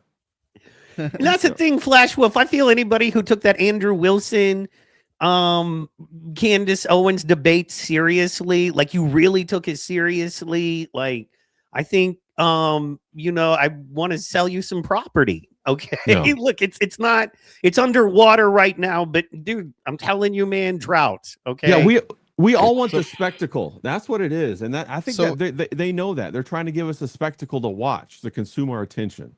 All right, so one by one, let's get your thoughts on this debate. Ray, let's start out with you. What did you think about the debate in general? Like, who did you think won? PBD being there. I thought, throw it all out there. in my opinion, PBD is a multi-level marketing scammer, bro. 100%. I think I try to watch his shows. They're boring as fuck. The only show that I really like was he interviewed Anneke Lucas, and she was trafficked by the Rockefellers. Anneke, yeah. And that was a fantastic interview, but just because of her, he treated her poorly, in my opinion, and kind of exposed himself. Not a big fan of him. So I think he's a flaccid penis that was just there to try to like make it look like a debate. This was really a show. I think Andrew Wilson paid $300,000 in order to like produce a spectacle. I thought it was going to be some kind of blood sport with a pregnant lady, bro. He was crazy. He was like vibrating around the whole time because he couldn't smoke in her house and doing his fucking 7th grade tactics. Okay, you name one. Go. And I was just like, bro, get this fucking guy out of here. Candace Owens has her crazy theories. Some of them are fucking out there, and some of them, like, she didn't know some of the stuff that she was talking about, like the degradation of the DNA and different things like that. And she actually, I was watching Nick Rekieta talk about some of the court proceedings or the legal proceedings, and she used some of the wrong words sometimes. No big deal, no harm, no foul. But I thought from that perspective that Andrew Wilson came off looking like a complete slime ball. And then he went on the Crucible later, which is his show, obviously. And he said, complete and total victory. Let me plant this flag. And I exposed everything. And I was kind of like, bro, this is just to make money, dog. And people want to watch the spectacle. That's why we go watch wrestling. We know it's not real, right? But we want to watch Hackshaw, Jim Duggan slap a 2x4 across Roddy Piper, bro. And then were the good old days. Yeah. So what did you think, Mike? Ray liked no one in the. It was like watching The Wire and having morals. I like no one in this show. There's not a character I can latch on to and appreciate because all of them are shit. Bubbles is a good guy in The Wire, bro. At the end, he's got that redemption arc, man. And, that's true. Well, but there has to be. But a redemption arc means you fucked up and did some dirty shit at one point. Well, he was down on his luck. Was Bubbles ever bad in The Wire? We got to talk about that. Did Bubbles do anything bad in The Wire? Can we ask this? All right. I'm not going to do it. I'm just friends with y'all. No, I just made friends with y'all. I'm not going to fuck up and lose that because I'm an asshole. No, you're allowed to be an asshole. We're not friends. No, I just made. Look, we're not friends, bitch. Go. Like, relax. That's not. This ain't for friends. This is for entertainment. We trying to make a spectacle right here. Okay, so like, for instance, you know what I mean? Say Bubbles, like. Okay, you got to say what he did though in the show. Okay, so yeah. So we're gonna go hypothetically. That's why I said I wasn't gonna do it. And you said do it. Okay, so hypothetically, Bubbles falls in love with a girl. Okay, then that girl breaks his heart, does some nasty shit with, like, say, one of his homies, right? Okay, but then he's so in love, he has her back into his life. You know what I mean? Okay, and then she's even dirtier and shadier, right? Is he going to get her fired from her job? But Bubbles has a code, and that is, keep that street shit, you know what I mean, out of my relationships. Fair. But she don't keep that street shit out of them relationships, to the point of he's like, look, bitch, if you don't stop, having your brother come by and fire on my house, I'm going to have to fire back. You know what I mean? Enough is enough. And she laughs at that and is like, oh, you's a bitch for, saying that nicely. I'm gonna pull out the AK now. And he's like, okay, well, you done, you know what I mean? You done pulled the card. Right. So, I mean, a lot of people are like, oh, he had rules and he had this and that. And I say, here's the deal. Okay. Okay. What's the deal? Fuck all of that. You push a man to a certain point. And all he has is survival. Okay. A man will literally, for instance, Okay. Yeah. Taken it. I know, Ray. I think you have too. Yeah. Lifeguard classes, basic lifeguard classes. Yeah. What's the first thing they teach you? What is the very first thing they teach you in lifeguard classes? Don't jump If in the someone water. is drowning, do not swim towards or get near the person that is drowning. Why? Right. Because They'll they pull will you under. grab on and pull you down. Is that their intention? No, of course not. Yeah. Okay. They don't understand because they're fucking drowning. And Right, you've got to right. know how to handle them or get a floaty or something to them. So I at didn't the end even- of the day, I didn't know I'm just saying, I'll Bubbles just could leave it like I didn't, that. I You didn't know know what I mean? Bubbles So- could swim though. I mean, like I thought he was black. He is, yes. Do you not? All I right. said hypothetical at the beginning of all of this, okay. man. All right. So wait. Did Bubbles get her fired though from her job? Yes, to the point of Bubbles went on his own podcast and said 100% I got her Yeah. fired from her job. Tonight, Bubbles went on his Yeah. podcast. Well, I mean, Yeah. hypothetically, theoretically, if there was If the Bubbles wires had a still on- podcast, yes, and Bubbles had Well- a podcast, he would have tonight. Literally, and I respect the hell out of that because I understand you're going, I might be kicking my own money in the What's up, balls. Tomby? What? Well, did No. Bubbles? Okay, did Bubbles Tomby! do anything that? Who broke the rules though? Was it Bubbles that broke the rules to fire her? Did Bubbles do something to fire her, or did she break rules that she signed in her contract when she started working there? So technically, when she broke, Okay, the well, rules, you know I can't was know it- the was it- contract of this person. You know what I'm saying? I do. That's why I she can't got fired. That's why. she Okay, got well, fired. fair. I'm not saying this person didn't break those rules. Well, like Yeah. you might not have heard at the beginning of the conversation we were talking about. I thought she worked at some sort of office or some sort of office setting. It's a legal. and- It's a legal office. Yes. There you go. And like I Right. said, she worked in some sort of place where there's a secure place where like you can't have phones or you can't take pictures. She probably broke those rules. Bubbles had proof of that. You know what I'm Right. saying? And boom, there you go. So no, the person fired themselves. Absolutely. I'm not Facts. arguing that. That's Yeah. not what I'm saying. I'm Yeah. not, you know what I mean? I live by the Charleston White. You hear the argument I'm making though, right? No, I hear it. But Which see, is you can't put somebody in a situation where they're doing any and everything they can for survival and then go, you're an asshole for trying to survive. That is not fair. That's not because there is no one judging that person who wouldn't do similar or the exact same thing if given the option, or worse, or as we fucking know, far worse. Yeah. And also, let's go back to the street code, right? Let's look at the street code. Yeah. How many rappers and drug dealers really turn into criminal informants as soon as they get rolled? There is no street code. Oh, They always yeah, say this most shit of them. about snitches and all that kind of shit. Bullshit. All the famous ones are working with the FBI. And then I look at what Charleston White says, and he says everybody on the internet is playing. Everybody on the internet is playing. Absolutely. And everyone on true the too. internet is what? Playing. Everybody playing. Oh, Everybody having a good time. Ain't nobody gonna watch a podcast about a fucking accountant who has a stable life, bro. Ain't nobody gonna watch that stuff. Even Fuck. and what's his name? The guy that's doing it, Caleb Hammer. He's even injecting drama into all the shit that he's doing, bro. And it's interesting, right? If he was just doing like, hey, you did a good job. You saved your 401k is healthy. Who's gonna tune in to watch that? well, that he doesn't. He takes in problem people to help them out. So like that's what I'm saying. The But whole see, premise is he's bringing Right. in people who are horrible at what he does, Right. so he can yell Right. at them. Right, exactly. He's not gonna like Gordon. Like I watch a lot of Ramsay's Kitchen Nightmares. Right, I love Gordon Ramsay. Oh, I love. I that. don't That ever was see- fun. I love Gordon Ramsay with all of my heart. Yeah, And like I don't- everything in me. I don't ever see Gordon Ramsay go into a restaurant and go, "Hey, you know what? This is pretty good. You guys are doing a good job. Maybe you just need to change the tablecloths a few times." You know what I'm Hey, saying? Mike, I'm gonna clip that out of context and send it to everyone I know and tell them that you're in love with Gordon Ramsay. Okay. That's fine. I do love. Hey, I love Gordon Ramsay too. I'm not Well, ashamed no, to I'm admit just it. I'm just talking But, about that whole Trump intern thing. You know. Oh, okay. All right. Yeah. But no, that's Yeah. what I'm talking about though, is that like what we're on here, the whole concept of social media is entertainment. Long ago, we left the realm of the YouTube world where people just made connections, right? That was like 2012. I don't know when YouTube started monetization. I think that was like in 2016, 17, 18, somewhere in there. As soon as it hit It was before monetization, that.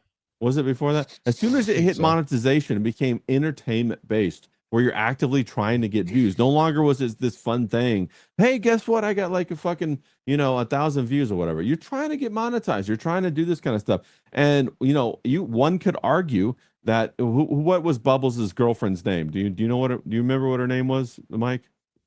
Keisha, I think. Yeah, was Keisha. That was it. Yeah, Yeah. that was Keisha. So one could argue that Keisha going after his podcast was it her attacking his job.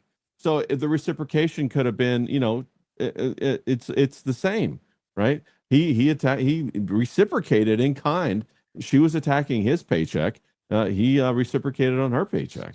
Yeah, and that's and- true too.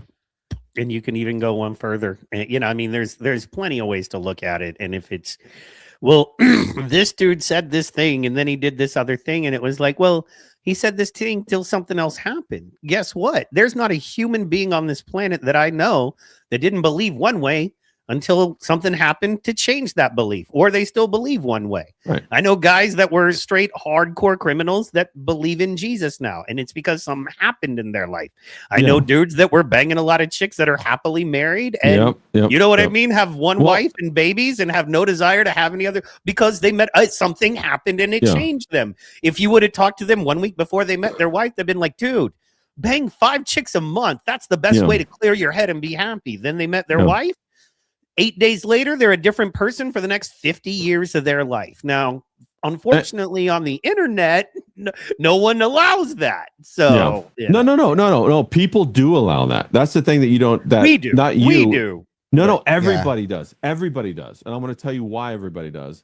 Everybody allows it if the person who's conducting the orchestra, the magician or whatever, Bubbles in this case, can smoothly transition this into an entertaining arc. If they can do that, then people are going to allow it. It's like it's going to stand-up comedian, right? You'll let the stand-up comedian take you places because you know he's going to bring you back somewhere hilarious. He's going to put you back on your feet. So you're willing to go through that emotional roller coaster with him. Now, if Bubbles can do that, people will give him a wide latitude to come back and land on his feet. And they'll say, yeah. Well, we agree.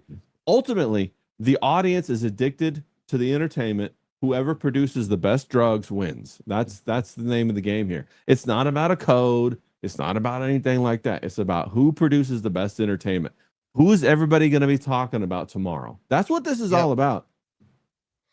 I mean, we're buddies with Mersh, and we've talked about his situation. We're talking about Bubbles. Who's Mersh? Right? Who's this Mersh Bubbles. guy? We're talking about Bubbles. Bubbles. Everyone in here knows who we're talking about. Even the chat is. So here's- I know. Here's- I'm confused. I've never heard. Did something happen? It, right? Did something happen with our homie? Did something happen with him? I don't know. Because I'm talking about like Wire season 8.5, bro. That's It was right. Like That's director's cut. You would have had to have gotten the box set of the DVDs. You can't even download this I think information Walter, off the internet. Yeah, anymore. Walter Goggins, I think, get a guest appearance on season 8, bro. A justified crossover, bro. It was. I was gonna say it was the Justified lead-in. How brilliant! That's go. that. There you go with that for that. Now, and I agree with that. My concern, and I'm wondering if Bubbles' best course of action is to just watch body cam footage. No. I don't think so either. No. But I'm wondering what the thing is, other Well- than I think you gotta just like just lean the fuck. I did it. It's who I am now. Welcome to me. No. You don't like it. You know what I mean? No. Just own it and ride No. it. Ride that pony. That's No, that's too The reason one-dimensional. he's watching body cam footage, though, is because she has kind of, in a lot of ways, fucked up his money. Because everyone he watched is now talking about his situation. So if he watches those people, all he has to do is continue to comment and relitigate his situation. yeah. which Steel toe was already brutal has tonight. him fucking, down. And I mean, you saw him in the bathtub stream last week. I mean, he came on, he had a great time, but he said he was feeling down. He's been very open about that, even on his show. So I think that he doesn't want to keep relitigating his situation. No. So he shouldn't can't do keep that. watching No. those people. So all he has is finding other shit to watch, like body cam footage. Well, and I think that now's the time to reconnect with like homies, new relationships, whatever, and find that camaraderie, and kind of now it's about that talent of that rekindling that stand-up comedic spark that was in him, and then using that to become the entertainer that he was, that he is, that he can be. I think that's what it's all that about. he will be again for sure. I have no doubt. Now, I like to think of myself as an idealist, and I'd like to think that I wouldn't have done what he did. But I'm not in his situation, and I don't know what kind of pressure and shit he's feeling on it. And she did ruin his money. Let's be real. There's a lot of factors going into this. I agree with you, John. I don't know the whole situation. I'm not pretending to know the whole situation. I don't know it. Either. Something interesting in the chat. Little something interesting in the chat. It's from Flash Wolf. I'd say it's 50-1. Nightcaster Bubbles isn't the only person she shared her employee info with. Facts, bro. That she thought was Flash. Flash is my homie in the chat. Yeah, me and Flash are vibing on that. Facts. Yeah. Flash. Yeah, I like. See, that's what's cool about what we do here. Flash can go, hey man, I think Trump's driving the economy in the right direction. I can go, Flash, I think he's not. And then I can go, but time will tell, and you might be right, and I hope you're right. And then we can move on and agree on other shit. That's why we do what we do. Let's go. Yeah. And then Goat says, shout out Goat Explosion. We love you. I don't support leaking to her boss, but it sounds like she pushed him to his absolute limits. Like, yo, pack it up and leave well enough alone. Yeah. I agree with all of that too. And then shout out to Brandon out there. That's what I'm talking about. He's the homie. Credit to homie. Nice Wave. He told her to stop, and the bitch couldn't. I agree. He didn't say bitch. I did. Yeah. Dabble Doobie. For real. No, I know. Okay, here's the brilliant thing about Bubbles is that he always knows how to make a twist happen that you don't expect. Oh, yeah, And that's true. That's why it's so entertaining. This is like breathed life in this whole thing, right? Well, and it's kind of sorry, I was just gonna say the funniest part to me is like, dude, Medicare was the king of all internet and went after Bubbles. You know what I mean? Like, seriously, like the president went after, like, you think this is going to stop homie from being homie? And you know what I mean? Making over $100,000 a year, being just talented and funny next year again. No, like, relax. You know what I mean? Like, small this dude hiccup is in his still life. going to be better than 95% of the people who want to do this when they wake up tomorrow. And once again, we've watched our guy go through hard. Mike David was a monster. Medicare was there are monsters. You know what I mean? And this bitch ain't no monster. You know what I'm saying? No. Ain't shit. No. And at the most, it's Ralph. And Ralph is just a sad, pathetic, fat shell of himself. But really, our homie, it's just that right now it's that heat. Because, hey, wait, look, man, political season is about to kick back up. Just wait. Those grifters are about to get into full swing next month. But it's just slow news season, you know. But yeah, man, we forget our man has been through way worse and come out just fine. Yeah, this is gonna be just a little hiccup on the road by the time it's all said and done. Like, this is gonna be water off his back. It might take him a month. I'll give him that. But well, I think the other thing too is I think the universe gives you what you need, not what you want. And I think like it's given him an opportunity to see things about himself, reflect and grow in new ways that'll help him close an old chapter on things and open a new chapter and look at life with the new opportunities and the things that maybe he thought he didn't have access to, that maybe he will have access to going forward, like friendships, like relationships, like, you know, maybe a family, like different things, and it will inspire him to grow and mature in ways that he needed to. I know that kind of thing happened to me. I didn't want to go through some of the stuff that I went through, but I actually needed to go through it. And then after I look back, I say, you know, that's exactly what I needed. You know, I needed to take that medicine and kind of like see these jagged edges on myself, smooth them off so that I could go forward and like escape that old chapter of my life that I got held into because I didn't mature past that. You know, there's Agreed. two types of people. There's the types of people who, when they're experiencing overwhelming, horrible shit, they view it as life sucks, life hates me, God hates me.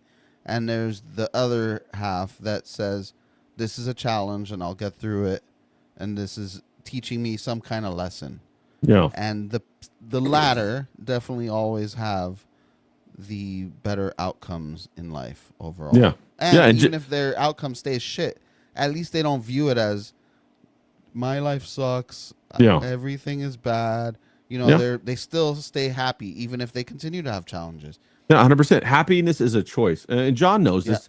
He's just gone through. You've had a very challenging year to say the least. Oh, very You're challenging 2 years, honestly, but yeah, more. and also he's like half cyborg now.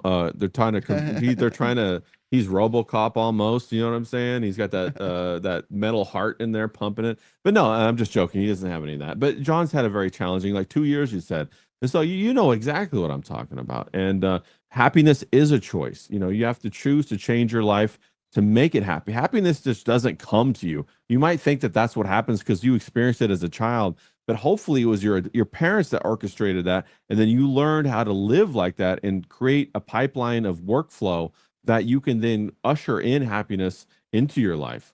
And happiness is a result of multiple things in fidelity, in harmony with each other, and that's why it's so elusive if you try to grab it with your hand, because it's a byproduct of the harmony and balance of other things. Very important to know that. You can't control what's happening around you. You can't control what other people are going to do to you. You can only control how you let it affect you and how you view it and interact with it. That's it. You're in control of you and nothing else in this whole world. So not to get all philosophical, but you're right, John. It's all about the responsibility. That's why it's so incumbent for people to try to take as much accountability and responsibility they can in their life, not to go run away from it, because that means you're powerless. To try to embrace it, because that means you have the most power to change the most part of your life. And I think that's what you were getting at there, John. Sorry to cut you off. No, you got it right. I agree with you, John, what you said about Pod Awful. Although sometimes he's funny. I hate to laugh. It's like, damn it. But sometimes, no diggity, he's funny. I can admit when I laugh at things I'm not proud of laughing at. Comedy is a talent. It's an art form. Anyway, moving on. And I completely agree with you there. I mean, I have epilepsy. It's probably going to kill me one day. If not, it's going to be a brutal situation if, we don't figure it out. And I work with a lot of epileptics.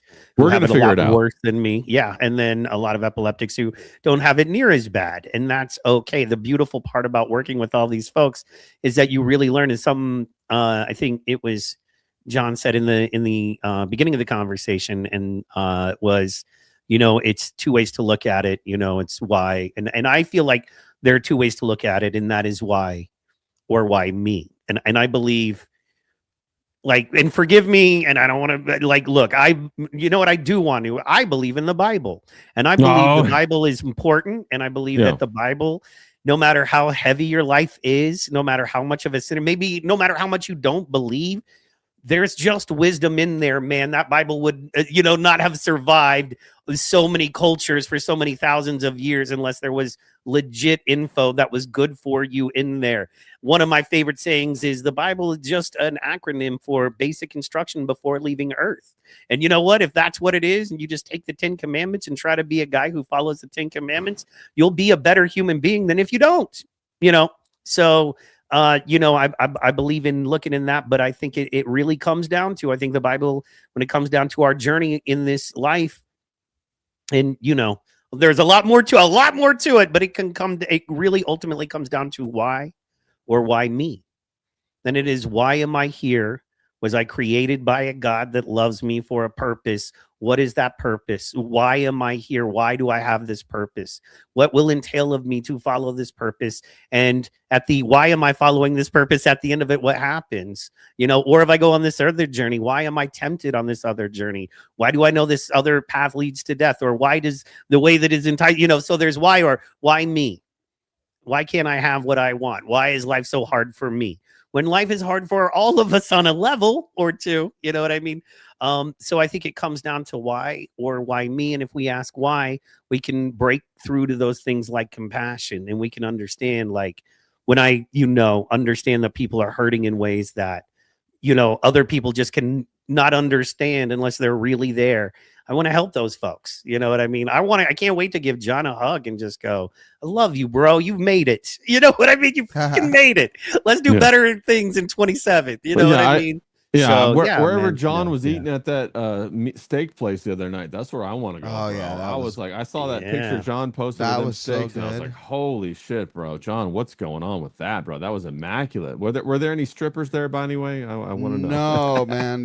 There was lots of meat. It just Yeah. wasn't, human meat, flesh, Yeah. boobs. Yeah, it looked ass. fantastic. What about that stripper place with the pizzas, bro? I've been thinking about that. I know Stripper place with the pizzas. I know Pat mentioned that earlier in the chat, and I was like, yeah, man, what's up with that? You said you went there a couple it was in the, I don't know, in the district where the strippers were, and there was a pizza joint, and some of the strippers went in there or something like that. Ray, I just hit the Bible. don't Could you remember could this. we dovetail to the strippers? Does the very next thing have to be strippers, bro? Hey, Could hey, you be hey. like, yes, and the Buddhist teachings are, and I like you did a whole thing, and No, then I they had proclaimed strippers we in the like Bible. They had They strippers. had prostitution in the Bible, all I know, right? Yeah, man. they had that in the Jesus Bible. loved No, I'm prostitutes. bro. I'm Story. all pro. Jesus I'm pro, was down with prostitutes. Yeah, I'm Yeah. pro anybody's journey. Yeah. By the way, shout out Bible or whatever. ZOMG in the chat. I actually checked out his channel. He's got a pretty interesting channel, man.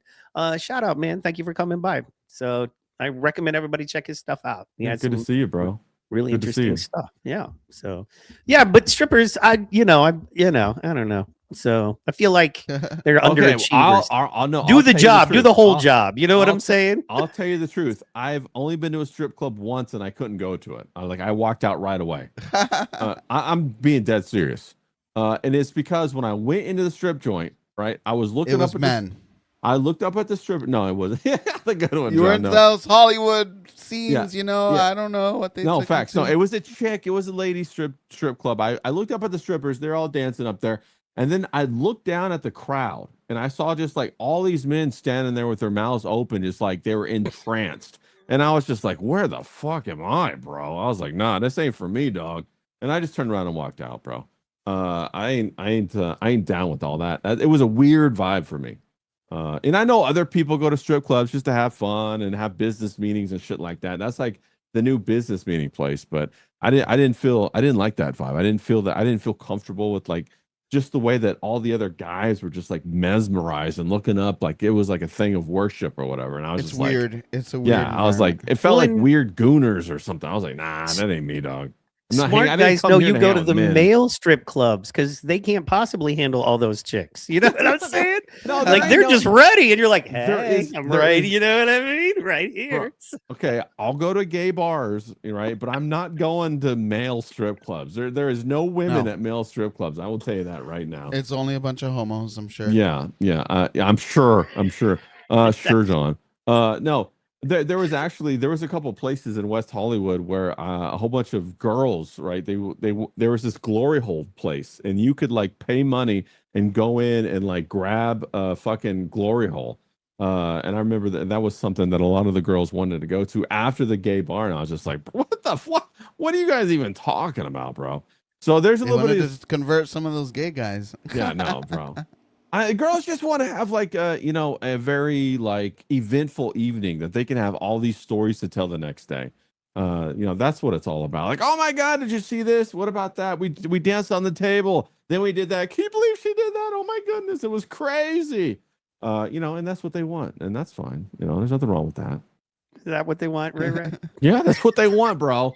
If you understand that, like, the best way to pick up women is just to have a good time and to curate a good, like crazy environment or crazy like evening out with tons of memories, Mhm. that will Yeah. fucking grow, and women will talk about it. And before you know it, you'll have them calling you saying, "Where are we going on Friday?" And then you got like yourself a bevy of like 8 or 9 women that want to go out with you, not for you, but because they know that when you go out, you guys are gonna have this crazy time. You're gonna go from here to there to there to there, and I've had that happen. So you're in saying my like day.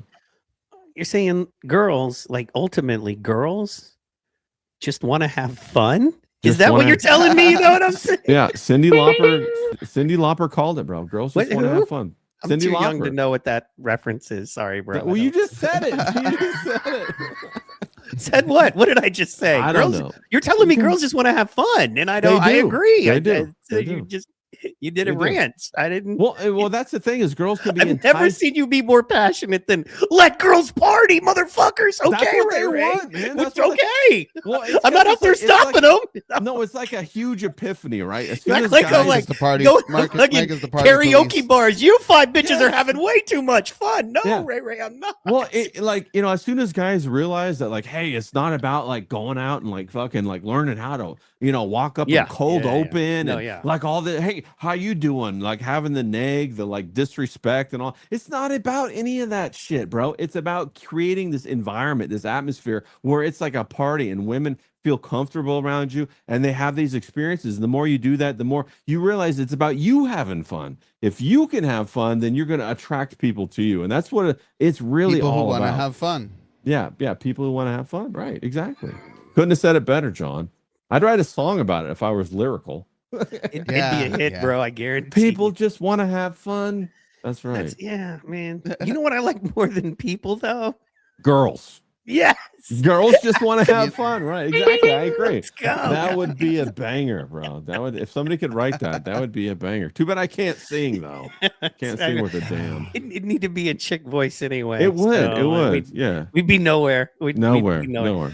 Actually, man, that's what I not only do I agree with you, being a professional stand-up comic Okay, for yeah. quite a while. And then after that, having my own little karaoke, DJ wedding, birthday, Okay. Let's go, nightclub let's go. business Yeah. with my partner, man. The one thing I learned is that, yeah, man, having fun, going, yeah, and, singing along and that kind of thing. All the shit that dudes say is gay when you're out kicking it are all That's the things secret. that will get you hooked up. Oh, you mean That you're going to is go the sing secret. with those girls like on Yeah. stage during the karaoke? Yeah. Yeah, I'm going to go sing Yeah. with them. Oh, Yeah. you're going to hold up the apple teenies and toast with Yep. them and go, yes, girl. Oh, Yes, hell I yeah. am. Oh, You know hell why? yeah. Because Oh, you know hell what yeah. I mean? They're going to see you as a weird thing they don't want to go home with, and they're No, literally exactly. telling me their hotel room for the after party. You know what I 100%, mean? bro. So yeah. Am I gonna pop out with like fucking a dozen donuts at the end, and that from some swanky downtown donut joint, and that they're all gonna lose their mind about because they're eating it in the car on the way home? Yes. When yeah. Yeah. Where the cool 24-hour restaurant that not everybody Yes. goes. Everybody's going to Denny's or what. You're like, oh no, there's this Cuban place. Exactly. We're going there. You know what I mean? Yeah. And Yeah, so, we're getting yeah, carne yeah. asada fries, bro, and they're just gonna blow their mind. They're getting all the sauces. Did you know this? Women love sauces, bro. If you can give them like 5 or 6 sauces to dip shit in, it's You're like a getting cat. your dick sucked. Yeah, it's like a cat in a box, bro. They That's why I love took all these bitches to Jack in the sauces, bro. Box after every club night. They You know love what I'm that. saying? And they get so excited that they have all these different sauces. You could sit them right there and they get chicken nuggets. They're going to town, dipping all these sauces, having a great time. And they remember that shit and they love it, bro. You know what's crazy, man? Not to sound like the gayest dude in the world, but so do you. And as an older dude who's married now, I can I do tell love you sauces. that going out with the other dudes and just skeezing on chicks, and it's gooning now, but we called it skeezing back then. It's like, Yeah. oh man, buy her beers and see if Yeah. she wants to, go to the after party. Was Right. never as much fun as, you know what I mean? Oh my God, these are 6 chicks. You know what I mean? And it's Yeah. what, a birthday party, bachelorette party, and they just Yeah. want to kick it. And you're not even trying to hook up. You And just then wanna that's what it party, and they're like, happens, though, let's right? go. Yeah, yeah. Yeah, man. And so that's what I'm saying. That was the vibe of the strip club, was that old skeezer thing. Like the guys are trying to plot, and like I'm like, bro, none of this, bro. I want to go have Yeah. fun. At least by the end of the night, if you're not trying to hook up, at least you had a great time and you met great people and you added something to other people's nights. And then what happens out of that is you make these relationships, and then what happens out of that is now you got yourself 5 or 6 girls who like you. Then maybe Yep. they don't want to fuck you, but maybe they But like they'll you. bring you around the other bitches who probably will. Oh, bro, fact. Oh, back- I know this yeah. guy, Yeah. Ray Ray. He's so much fun. He took Exactly. us out to this place and got us a bunch of sauces. He's so cool. He's gonna get Force Mommy on a stream. You know what Yeah, I mean? facts, just bro. talking to him, crazy. Yeah, Like, fact. I don't know if you heard. I said that wasn't fair. Yeah, it The wasn't internet fair. police Yeah, were yeah. to find you. It's too pretty. You had that. Bro, isn't You FOMO the know, I best? almost made FOMO's you the bring best, John bro. on because you needed an ugly person to balance. You No, can't have John- that much pretty on John's one not- show. John's not ugly. He's Cuban, bro. It's an acquired taste. It's like a Cuban sandwich. They're fantastic. 100%, bro. It's not the Cuban that's ugly. It's that other part. John is not ugly, bro. It's He's the very- bombing Iran part, if you he's know ve- what I'm saying. He's very distinguished. He's very distinguished. What are you talking about? What are you talking about? I'm kidding. No, God, it's not but ugly. FOMO's the best. But I It's will just- make FOMO's fun of him because fantastic. it's who I am and what I do. If you Yeah. didn't, I would not want to do the show. Yeah. But no, Mike, you know what I'm talking about. You're in Hawaii. You know how it is. That's more of like a small town environment. You know, you get that good reputation, and then like, oh, yeah, let's go with Mike. Mike, bro, he's gonna take us to the sushi spot afterwards. It's gonna be lit. We're gonna do the thing with the tower, with the blah blah blah, and they're all excited about it. Well, it's, That's a big deal. adjusting to culture, and I don't mean like, oh, different, but I mean like, this is all I mean is I came from the Midwest and I went to Hawaii, so the chicks are just a Midwest 9 is a Hawaii 6 most of the time, you know what I mean, and a Hawaii 9 is something you've never seen before. Yeah, so, facts. Well, and and that's of course, very interesting. Yeah. Yeah, and they wear less clothes, not because they're Yeah. trying to tempt you, but because it's hot and It's they're hot, at the yeah. beach. You're not in the Midwest, and so they just wear less clothes. Their culture is we just wear less clothes. So you have super hotter women wearing far less clothes every day. So you better learn to be cool real quick. You better learn and to be also really cool and be like, yeah, I'm cool real quick. You know what I mean? Well, 'Cause- the other thing is you can't like fuck around like you can like say in LA, right? Because they're all it's a small environment. They know each other. They're it's a little bit more country morals that way, you know? yeah. Oh, yeah, because absolutely. Yeah. They have a lot more of their extended family there. There's people from all over that part of the world, Micronesia and all that kind of stuff. So if they like you, they're kind of like, what are you not cheating on me and all this? And they'll like knock out your window or in your car. It's a lot more like that. Beat But you up. also, I will if you're say this- Hallie dating a local girl, they'll hurt you really bad. well, that's if the you other mess thing with I was gonna say. I Is that, know like, it. I know the, about that. yeah, the women are in short order there. So like it's the competition is fierce. Yeah, and they don't want some like white guy just rolling up and fucking dating 2 or 3 of their attractive women because they don't like that, bro. They'll beat the fuck out of you on that one. By the way, that's Hallie is what Hawaiians call white folk. White people. Yeah, I have Yeah. had that experience. I got into big trouble doing that kind of stuff. Yes, I have. Yeah, I still had the blue eyes back then, bro. I would go through Target, bro, and I would be checking out in Target, and I would have the Samoan women say, "Oh, hey, where you from? What are you doing?" Mhm. Oh, they would just tell me straight away, "I love your eyes," and I'd be like, "Oh shit, yeah." And you got to be careful. You can't lead them on, especially out there. They will fucking Yeah. jerk a knot in your tail real quick, man. Yeah, and you don't know who their brother is, bro. It's Never. you You don't know who Yeah. their brother is, but you know that she has 10 of them. That's how you Yes. really know. You don't know. Yes. It's like she has 6 to 10 of them, and they're all wanting to punch you. They're all Yeah. looking for a reason. They all hope Oh, that you bro. give them a reason. Yeah, and Kalani from Kanaoe is gonna come down and fucking Yeah. put the smackdown on you with 10 of his cousins. And here you are, like one lone white guy out there, and you're just like, I just was trying to go through Target, bro. Yeah. I wasn't trying to fuck her, honest. I don't know how my dick got out. I just don't know. Yeah, facts, bro. That'll Kavika happen. and Nalu coming. You stay right there, bro. Yeah, I You get- go nowhere, bro, bro. I've been kicked off of sidewalks. Like I've been literally walking on a sidewalk, and like a guy walked and he tried to like walk in front of me, and I'm like, what? He's like, hey brother, I live here. You're just visiting. You're a tourist. Get the fuck off the sidewalk when I come through. And I'm like, okay, no problem, bro. What are you Yeah. gonna do? No, I'm gonna get off the fucking sidewalk, bro, because I'm not gonna get my ass beat, and they can see my car, bro. That's the other thing. They can see my car, then they know me everywhere I go, and that's the difference. Like you can't just disappear like you can in LA or in some of these big cities because they just see you everywhere you go. Yeah, And that's what a they lot will- of people, that move out there, they don't think about that. It's the kind of thing where, like, yeah, you'll be at the local grocery store down country, and you live up, say you live, up country or whatever, and you'll just be at the local, and they'll be like, oh, you live at, 1522 Ulupalakua Way. You're like, Yeah. how yeah. did you know? Oh, because I Yeah. was at my cousin's barbecue and I saw you outside saw your- smoking yeah, I- one blunt, Yeah, and I you're saw like, your "What? car, Oh, yeah. okay, yeah. Yeah. You'd ride Yeah. a white car over there. Yeah. Oh, yeah, chemo, I yeah. do. Yeah. But Facts. what are you going to tell them? Chemo's No, everywhere. fuck you. Yeah. You better Yeah. be cool about it. Yeah, man. Exactly. You It's- can't yeah. lie because you live there, bro. And they all know you. You stick out like a sore thumb. Like I would drive, for people who don't know, countries in the North Shore, town is in, down in Honolulu. I would be up in the North Shore all the time, bro, and like surfing and all that kind of stuff. And so they all got to know me and everything like that. Surfing in front of Sonny Garcia's spot, all kinds of people back when he was around there. So yeah, it's crazy, bro. Yeah. It's a very small town environment. I love it to death. Like if I'm gonna go back, maybe a Hawaii Kai or some shit like that, try to go back with a little bit of money, so you ain't gotta like scratch it out. You know what I'm saying? I had a whole bunch of buddies that live in Hawaii Kai. Hawaii Kai is like the little rich area, Not bro. bad. Yeah. Upper middle. You know what I mean? It's not the up, but it's the Hawaii guy's that upper middle. And yeah, man, but there's and that's the thing too. There's something spiritual about, like I said, I was more into the music and more into the country and the jungle, had a small sailboat, but definitely spent more time just eating off the land, playing the music. But food is fantastic, bro. Yeah, man. It's there's something very spiritual about like the surfing. People don't get it. Like you don't get it until you get it. And you're like, oh, and like that's why I feel like we joke around the surfers and sailors are the exact opposite, but kindred. You know what I mean? Like yin and yang. Yeah. Waterman. Because you want low wind, high waves. We want low waves, high wind. You want to go around the island. We want to go out. It's cool. But we're the kindred spirits. You know what I mean? So we need you to master so we can get the boat and the people in. You know what I'm saying? And we need to get the people out. So yeah, man. And it's just that spirit, that closer to the earth.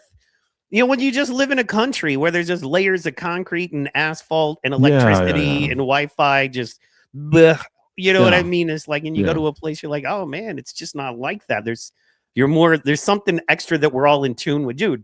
I'm sure you did this a couple times, and this is something that I love doing. You don't talk about because you forget to say. You ever just lay on your back and look at the stars on the beach or up on the mountain? Just that. Yeah. One of the most beautiful, entertaining light shows. And it's crazy here when people are like, a star was moving. It's like, no, you go up there. Everything is it's so alive. Yeah, dude, it's beautiful. Well, not only that, but the beaches are fantastic out there. They're not like California beaches. They're not like Florida beaches. They're fantastic. They're large grain sand. It's very enjoyable to be in. They have that grass right there too. So that there's like a mix of both. On the North Shore, when the waves are pumping, they have that backwash that creates a little lagoon. So the kids, it's like a little swimming pool for the kids and stuff like that. It's just a cool atmosphere. You got the families that are out there. It's a more way of life. Everybody you seem to talk to, even the girls surf, which is awesome because a lot of girls don't surf like in California. And it seems like it's more cutthroat California on the lineup. It's more and more crowded and it's more family oriented. Don't get me wrong, it is cutthroat. There is a pecking order. You go to the North Shore, you got the Dahui up there like that. They run everything up there. You got to like know people, especially when the waves are fantastic. But if it's a lot of fun. It's a lot different. Dude, every time I go to Hawaii, I like buy so much papaya, so many mangoes. I smash so much fish. I buy the poke from like Foodland all the time. You start talking like that again. You start talking story. What the scoops brought up. You start talking about that like that just for fun. You know what I mean? Yeah. Well, I mean, like, you go to the food truck. Oh, let me get one musubi. You're not like, I would like a spam musubi, please. I need one musubi. Let me get full musubi. And for people who don't know, that's spam, man. You don't eat spam on the mainland, but when you're in Hawaii, you eat spam. Crazy. You give it a try. Yeah. And it also, because people people are poorer. They do live poorer out there. It's just a different culture, but it's one of those prime examples of how you can absolutely be happier with less. You absolutely can be happier with less, taking up less space, having less things. You can be way happier of a person because I know a lot of people that are. Yeah, you go smash L&L plate lunch. You get one of them like little Hawaiian drinks with it and all that. It's good stuff.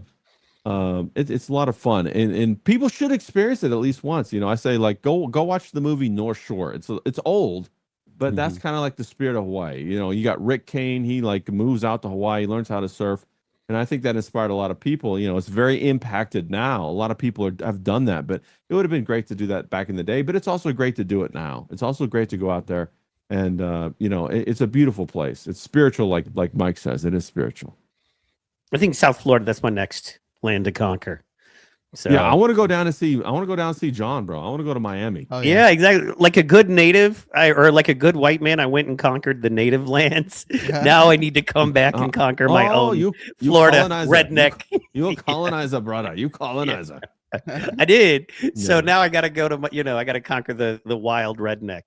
I'd love to do that. I'd fit right in, bro. I got the flip flops ready to go, bro. Got my rainbows. Let's go. Yeah. Well, okay. So my other homeboy who lives about an hour from John, a very good friend of mine. He's huge. He's like a 6'2" big dude, and he like wrestles gators and stuff. He's like, yeah, man, we're gonna get. Are we gators, talking about we're gonna get Zayd? iguanas." Is that Zayd? No, No. his name is Curtis, but yeah, it's probably Yeah. similar. But yeah, man, I'm excited. We're gonna go down there, wrestle some gators, dude.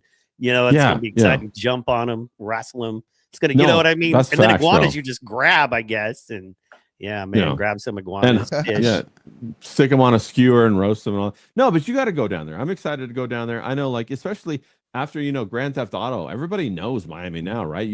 Everybody played the map. Basically, you could drive around in Miami, act like I'm like homegrown there, bro, because of the map from Grand Theft, you know. Okay, let's So- pretend like we care. You know, let's pretend like we're under 30 or we don't have fully developed frontal cortex lobes.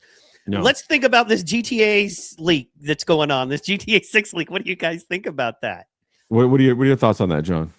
I mean, you hire Indian devs to save money, Good night, Goat Explosion. We love you. Sorry. and then they do Indian scams, right? Yeah. Well, you know, I They gotta should've agree just with paid American devs. I gotta Pay agree them with what they John. were You know, worth. this is the thing, is like they can never leave something alone. They always have to stretch it into something more. You know, they made a great product. Now they're trying to like with GTA 5, they made it into this platform that they stretched out like a monthly thing you had to pay. They didn't give it a new update, you know, because before they were doing GTA 1, 2, 3, 4, every like 2, maybe 3 years. Now all of a sudden we Yep. go for 10 years without a new Grand Theft Auto. And it was because they had their pay to play platform, you know, on their servers and stuff like that.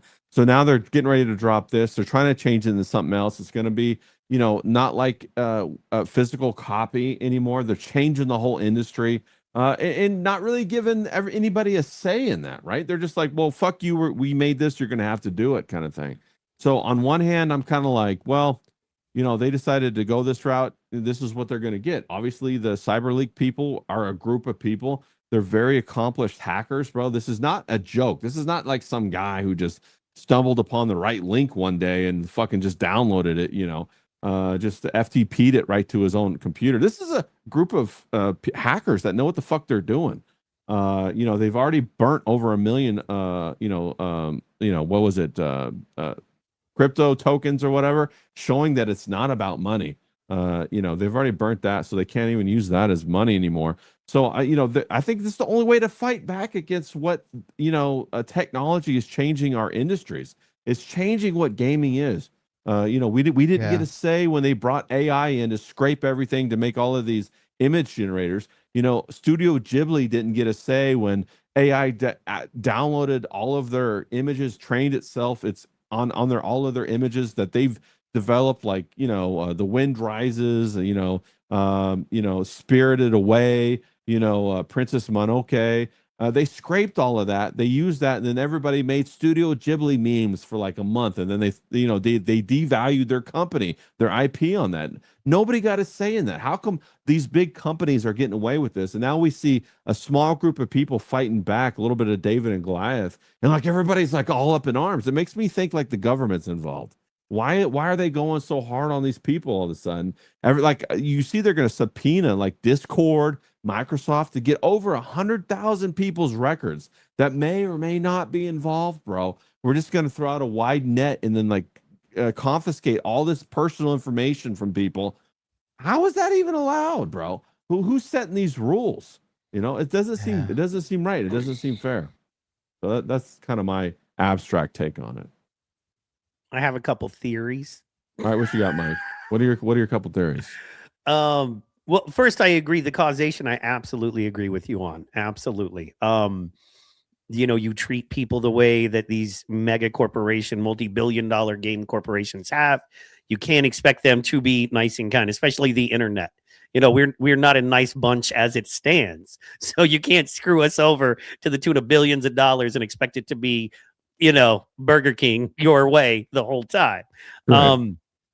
I absolutely agree with that. I think and I'm down, man. I say, you know, screw it. First of all, I am inherently kind of against video games in their current ideation. Yeah. I think it's very bad for American men. There are men all over the world that laugh at American men. And, you know, there are men that walk 3 miles a day to get water. and they spend time on their real AK just learning how to zero in a really inaccurate weapon that you can bury in sand and pull up. You know what I mean? And get their water, and they're like, oh, these fat dudes are playing video games. So I'm inherently against it. So take the profit out of it. It takes the motivation out of it. Taking the motivation out of it. Cool. People want to play video games. I don't want to stop them. I'm not an asshole. I just think personally, I wish a lot of men out there were doing better things with their life. You know what I mean? And I wish they were as passionate about, and imagine if we could get 10, 15 men or 6 or 8 men to show up at a shooting range, or one of those men had a couple of legal acres to shoot on instead of a video game. You know what I mean? Every once a week, to do that. That would be badass. And I do love on Rumble, there's some of those guys doing it. Sad fact is they're all alone, though. They're kind of lonely. Yeah. I'm like, y'all need friends. Well, But I mean, that's that- kind of how we all met, right? We got off our asses. That's how I met Yep. John. That's how I met you, Mike. We got Yep. off our asses. We're doing something. We're trying to build relationships out here. I agree with you 100%. All right, not go to on, do Mike, it, but sorry. as you know, man, and it's crazy talking to you, Ray, because I remember hearing him talk to you, but this is so surreal when I think about it. But Mersh is why I'm here. So you know what I mean? I've been doing it 3 years, but Mersh 5 years ago was what really inspired that, and of course Tim Pool and Jeremy from the Quartering, of course. But other Of course. Yeah. Yes. Bubbles, as we call them. Yeah. Yes, Bubbles. But yeah, no, Mersh, just so funny. I was like, I'm dark. I could, you know what I mean? I think I could be consistent. So absolutely, man, we got off our ass and we did it. But then the one thing I want to say past that is Trump's new team, the new law people in right now, they are business law people, right? Their whole thing is going after money. They know how to go after business law. He put in those kinds of people that if you're a shady business or if you're a hacker or something like that, he's going after you hard. He is spending a lot of money to put that staff in. You're talking about a loss of billions of dollars legitimately. Pressing what those X people to do. doubt, right? Pressing X to doubt. The only reason is because remember the guy on Silk Road? Remember him? Yes. Who they prosecuted? That's what's going on here, right? They want to be able to break the rules when it favors them, but they don't want anybody outside of the in-group preference to break the rules. And I think that's what we got going on. They want to be able to change the online, they want to be able to make you have to do like iris scans and all that kind of stuff. But if somebody fucks with them, bro, they don't want to allow that. They don't want you to be able to do that. They want a monopoly on their shit only. They don't want any competition. That's difficult. As a small person that's on the outside of the in-group preference, I don't like that, right? All three of us, we're trying to make our little mark on what we're doing with podcasting. I'm trying to do it also with art. We want to take charge of our lives and be able to be successful and provide for our families. We don't want to be shut up and stuck in a box and kicked off YouTube because somebody said something about COVID in 2020, and then it turns out it was all bullshit, and they just kicked us off so that they could continue to make money. You see what I mean? Nobody's going after those people, but yet all of a sudden because Rockstar lost $2 billion in market share because their revenue failed. Let me ask you a question: if they're not selling physical devices, physical copies, why were there pre-sales? Yeah, I don't know. It's a It doesn't gimmick. make sense. It's a What do you mean? gimmick. If they're not selling, They're- they're selling pre-sales to downloads. No, I know. So Right, there but doesn't why need to would be they a Still a limit it? product. No, That's it's still a not. product. No, it's not. It's not a product. There doesn't need to be a pre-sale. The whole They're concept. looking at it. Yeah, but I think fair. there are But still they're- some physical No. discs on GTA 6, but there's no need to have a pre-sale on the download. the download. There's no need. It's like retarded. They're just Unless securing you want it. capital. No, unless you want it. no. No, but that's what I'm saying. What- They don't what? have to limit it. It's literally just download the file. Look, I agree with you. It's like I said, I think this whole thing is retarded. However, you know what I mean? If there was a okay, how about this? I love Lil Wayne. I think Lil Wayne is the best rapper alive and one of the best rappers to ever live. Okay. If there was a download of a Lil Wayne song and I could spend the money tonight and it be next week that it drops, I'd spend the money tonight so I didn't have to worry about it. Next week I know I had it. But And you why could call would it a pre-sale? No, but no, I no, wouldn't but- just be waiting and go like, okay, No, it no, releases no, no. at 7 p.m. Let me do Right, 6:58. Let me have my Cash App up and da da da da. I'd rather what's- just do it tonight when I found what- out about it, and not worry what's- about it. No, Okay, but how- they're how- treating it like an actual pre-sale where there's limited supply. Yeah, is Mike. what- let me ask what you. we're Let me ask you talking this about. question: How much does it cost to put an MP3 and release it? How much does that cost? Oh, I don't know. Like, are you talking Nothing. for the company? Yeah. Nothing. Yeah. There is An no upload cost to cost, it. like, So if you're saying just, that, like, yeah. they set this arbitrary number, oh, yo, homie, if we hit 20,000, 20 million or whatever, we're going to release this MP3. It's like, bruh, there is no need to do that. You could just, I could FTP the MP3 right to you right now, or I could put it up to download. It only takes the server space, right? If you're going to tell me that we have to set up server space, okay, well, great.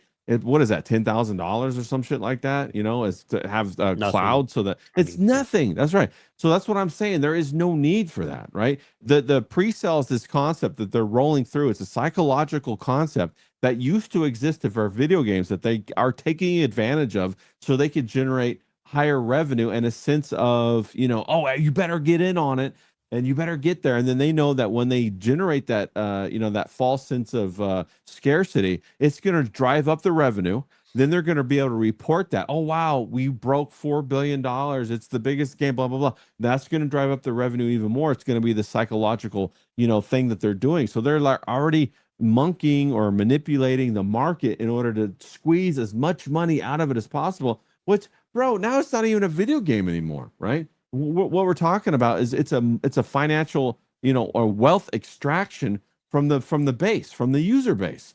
And that's what I'm talking about. It shifted from being a video game where they want to, deliver a good experience to the user base. Now it's a wealth extraction tool.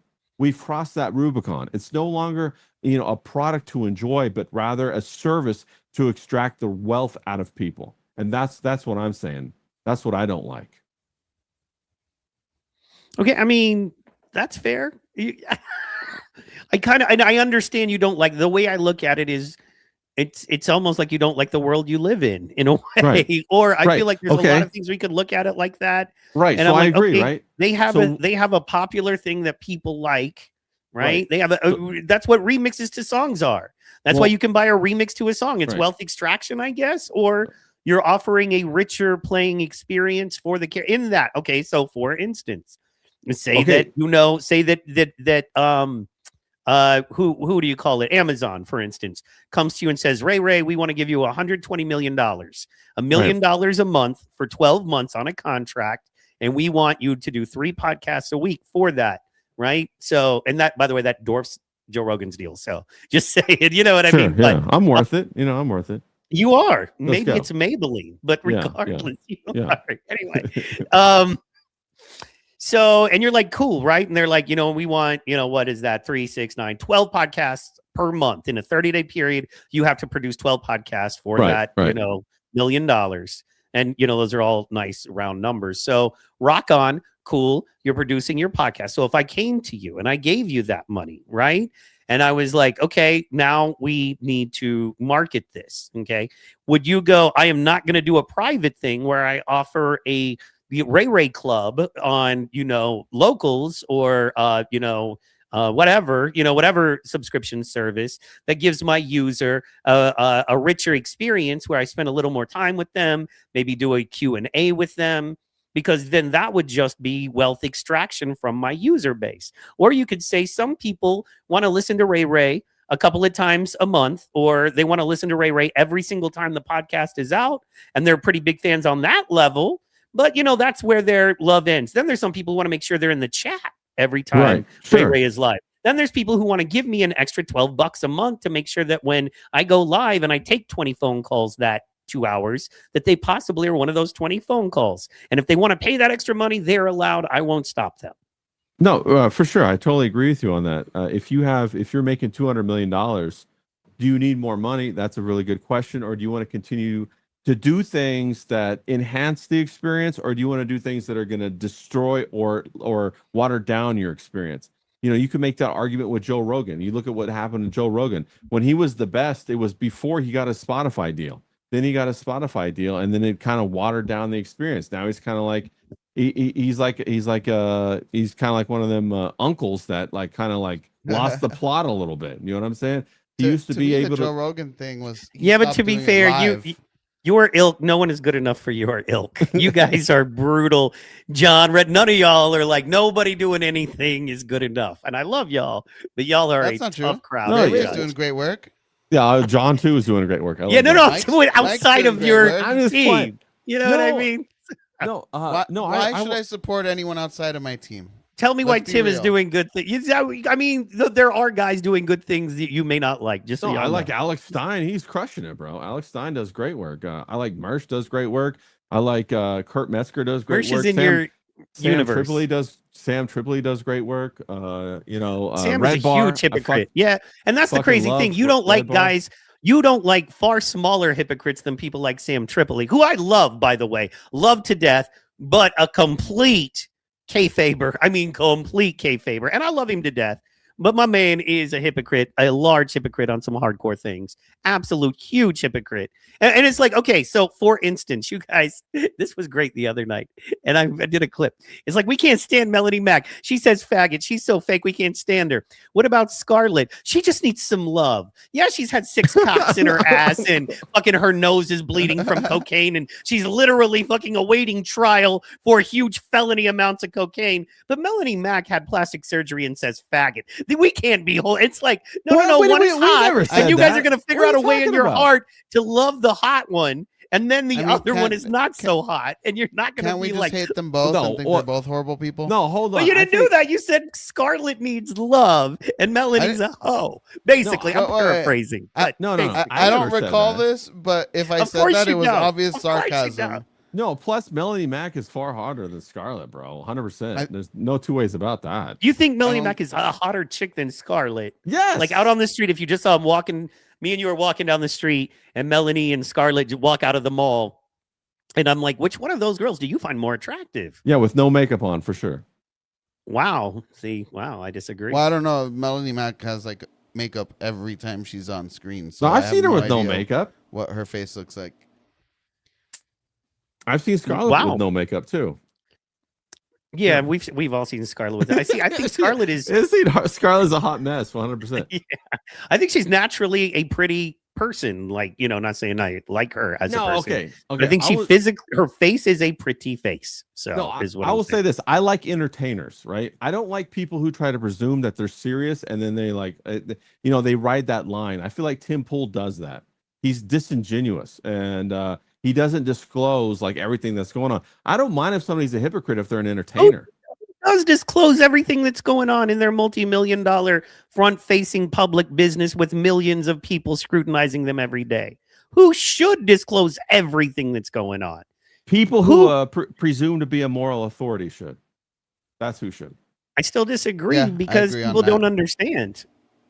Well, then you shouldn't pretend to be a moral authority. Or The when you Catholic get- Church, there is no religious organization that exposes everything all Well, I up don't- front. There are secret, that's why you have to get into it to learn things, right? Well, Like, you have to go deeper to learn deeper things. That's called a secret society. That's Yeah, an why do you think I initiation don't process. like the Catholic Church? Yeah, that's why I don't like Catholics. 100%, Well, bro. no, I don't have a problem with Catholics. It's the Catholic Church that I have a problem with. The Vatican. It's cool, man. I see it. I mean, I see what you're saying. I understand what you're saying. I just, unfortunately, I wish I the don't- world worked that way. I really do. The world does work Unfortunately, that way. there What are you talking people about? with more access because there are people with more power because they have more access. And that's the way it is just set up, right? Like Right. the bigger the lion, the more he gets to eat, right? So the human with the most connections and the most power gets to do the most damage, if you will. You know what I'm saying? So at the end of the day, the world is just set up the way it's set up. So I'm just saying, it just is what it is. That was very vague, Mike. I'm just going to call vagraness on that. The world is set up the way it's set up. Now, if you want to talk about... See, you're secret- smart enough to call No, my no. vagary. Most people aren't even Let's- smart enough to Let's call the talk vagary. about how the world is set up. The world I is thought set I Wait, up- walked right out of that one. I thought I Wait, skated wait. back right out Yeah. of that one. Yeah, no, Mike, Does- I love you, bro. It was Ray, fun. let me ask you something. Does that sound like or not sound like the exact kind of statement someone would try to skate by with if they were having secret meetings with Benjamin Netanyahu? We should ask James. James is like on the ground floor with Benjamin. He calls Netanyahu up all the time. He's got him on See, but- speed dial. That's what I'm saying, man. Anyway, Tim Pool, look, he's our generation's Walter, and that's the thing. No, Alex he's Stein, not. Do you know anything about Walter Cronkite? Do you know Yes. anything? Okay, tell me about Walter Cronkite. What I secret just say society that- was he a part of? I just say that You- because it's so Bohemian hard to get a Grove. rise out of you, and look how easy it is when I say that to get a rise out. Well, I'm trying to I'm trying to spread the gospel a little bit. I'm trying to be like Walter Of Walter Cronkite. Cronkite or Tim Pool? I'm both. Both. I'm both. Walter Cronkite like delivered. You could watch him on YouTube where he said "Hail Lucifer," shit I know, like he that, was- bro. he Yeah, he was- was I haven't all seen up that. in his secret That's- societies. That's what runs the world. These people I that are knew in he's these part of different- Bohemian Grove. Yeah, facts, Or bro. the He- Bohemian Can I Club. tell you? I think Definitely. they've done such a good job of a demoralization and destruction campaign that they don't need to be as secret as they were anymore. And I mean that, like not to bring us down. And yes, there are powerful secret societies. I do agree, but I think that a lot more stuff is a lot more out in the open. Like things like you got to understand. When I was growing up, abortion was safe, rare, and legal. And Democrats were afraid to really breach that issue, right? And I fully believe that that is an evil thing. I really do. I'm sorry, but I do. And, so, and that's just that. So, you want to talk about, the 1900s all the way till today. And most people feel disaffected. Most people are born into broken families, Right. Most Yeah. people have a lot of struggle they go through. And it's easy when somebody feels broken and hopeless to run right over them, and it's really easy. The problem is hurt people. And we have so many untreated and unhelped. Look, He's going Dr. Lore on me real quick. I hear you, Mike. Yeah, I love you, bro. sorry, I'll stop. Yeah. No, the thing I was gonna say. He is was that, just like- about to tell us how much love he thinks Scarlett needs. No, I Oh, don't think. yes, yeah, maybe. yes. No, How beautiful she is. I think that a fundamental thing that people need to understand is that when they interact with these different groups, these groups use a term called doublespeak, where the words mean many things at one time. Of course, And yeah. the concept of secret society doesn't mean that people don't know about them. It means you're not a part of it.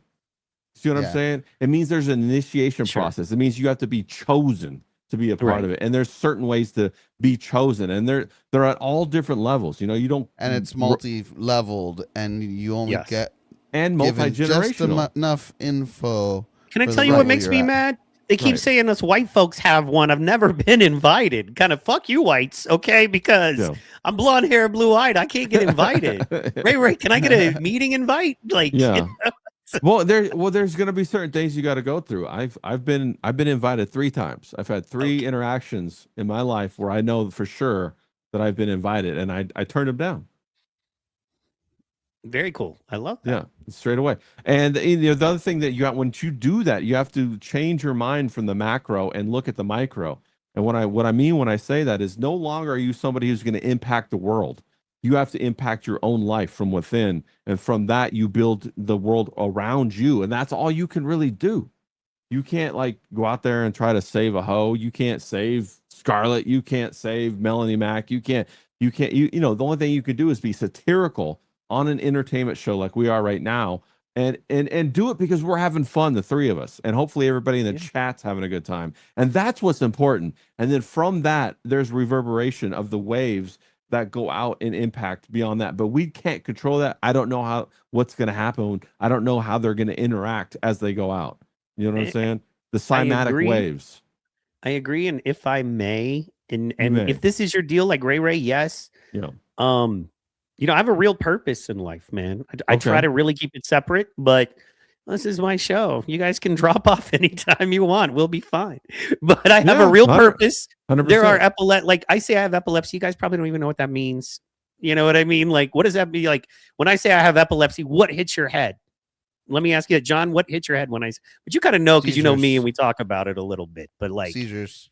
Yeah, I had a friend that in 2nd grade through high school who had epilepsy. So I'm intimately acquainted with what the impact on a personal level is and what he had to do and the medicines that he had Hold to up, you were take. fucking him? No, bro, I You was said you were a mo- intimately acquainted with. I would acquainted I I with would would him. watch go- Ray I- Ray do gay porn, just so you know. No, But anyway, bro. past that, No, I would spend the night I don't know at his what's house, gayer, and him doing we Ray- would play video games and shit, bro. I knew his mom, I knew his dad, his I parents know, knew my I parents, know, all I that know. stuff. I Come wouldn't on. watch gay Bro, porn I if he just- was the Trolling. bottom and didn't Bro, want we to like be. to do But a little other than that, I'm trolling over in. here. You know what I'm John, saying? when we talking about minors, bro, don't inject the fuck word. No, I'm Jesus talking about Christ. now, today. No, today. I knew him when not- I was in second grade. I don't know him now. I knew him when I was in second grade. Would you be willing to call him and see if he was? Yeah, I would. I would call and check on him. I just, we lost touch after, I moved a couple of times and, whatever, moved states and all that stuff. That happens, bro. No, absolutely. But to get, Flash Wolf said, Grand Malls, to get back to it just real fast, and it's, it is medicines. It's a lifestyle. 1 in 26 people suffer from a form of seizures, and then 1 in 1,000 who have grand malls die from it. It's like more people will die from my condition than diabetes. You know what I mean? Things like that. It has a higher death rate than most cancers, things of that nature, and so it's brutal. And it attacks via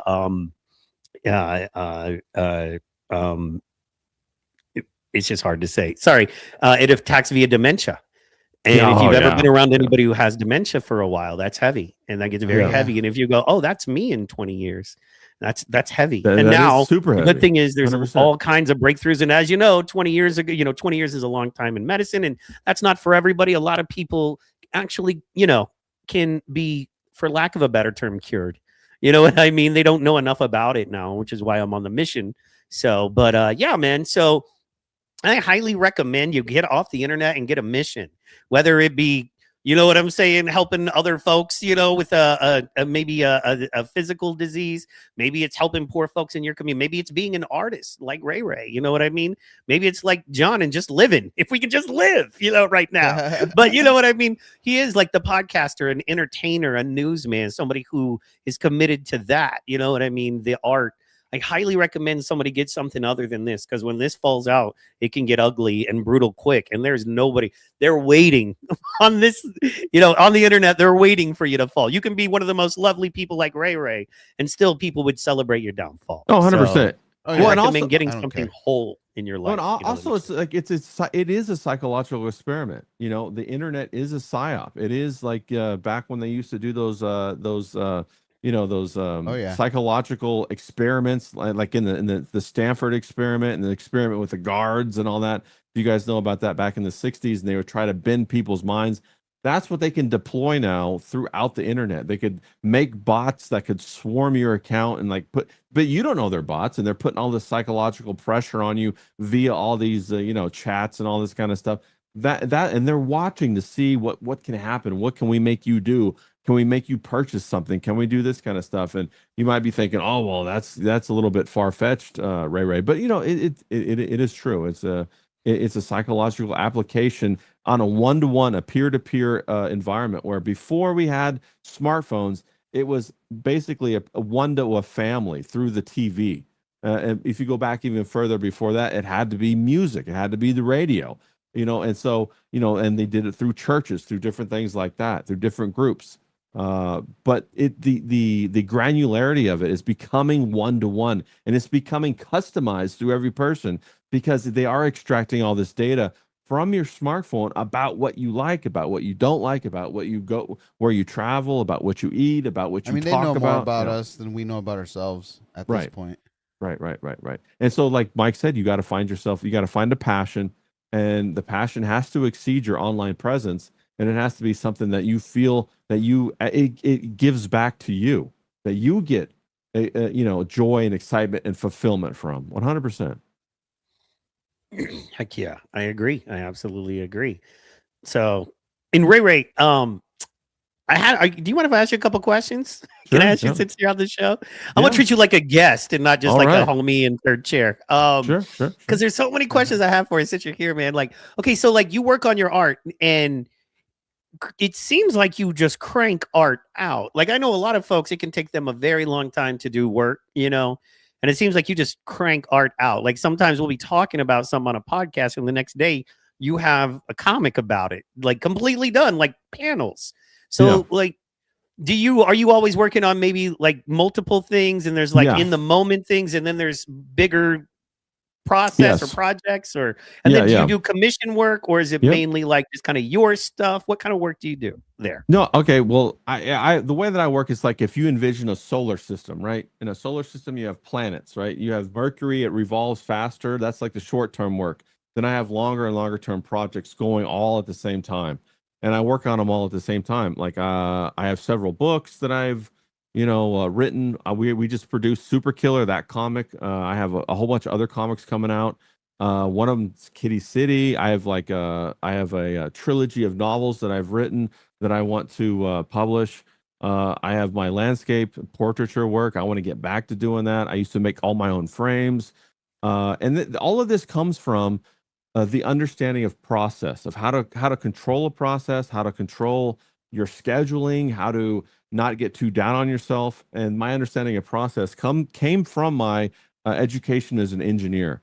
And when you remove your ego from your who you are as a person, from your identity, and you connect it instead to the product of work that you do, and realize that it's something that happens that improves every time you go through a cycle.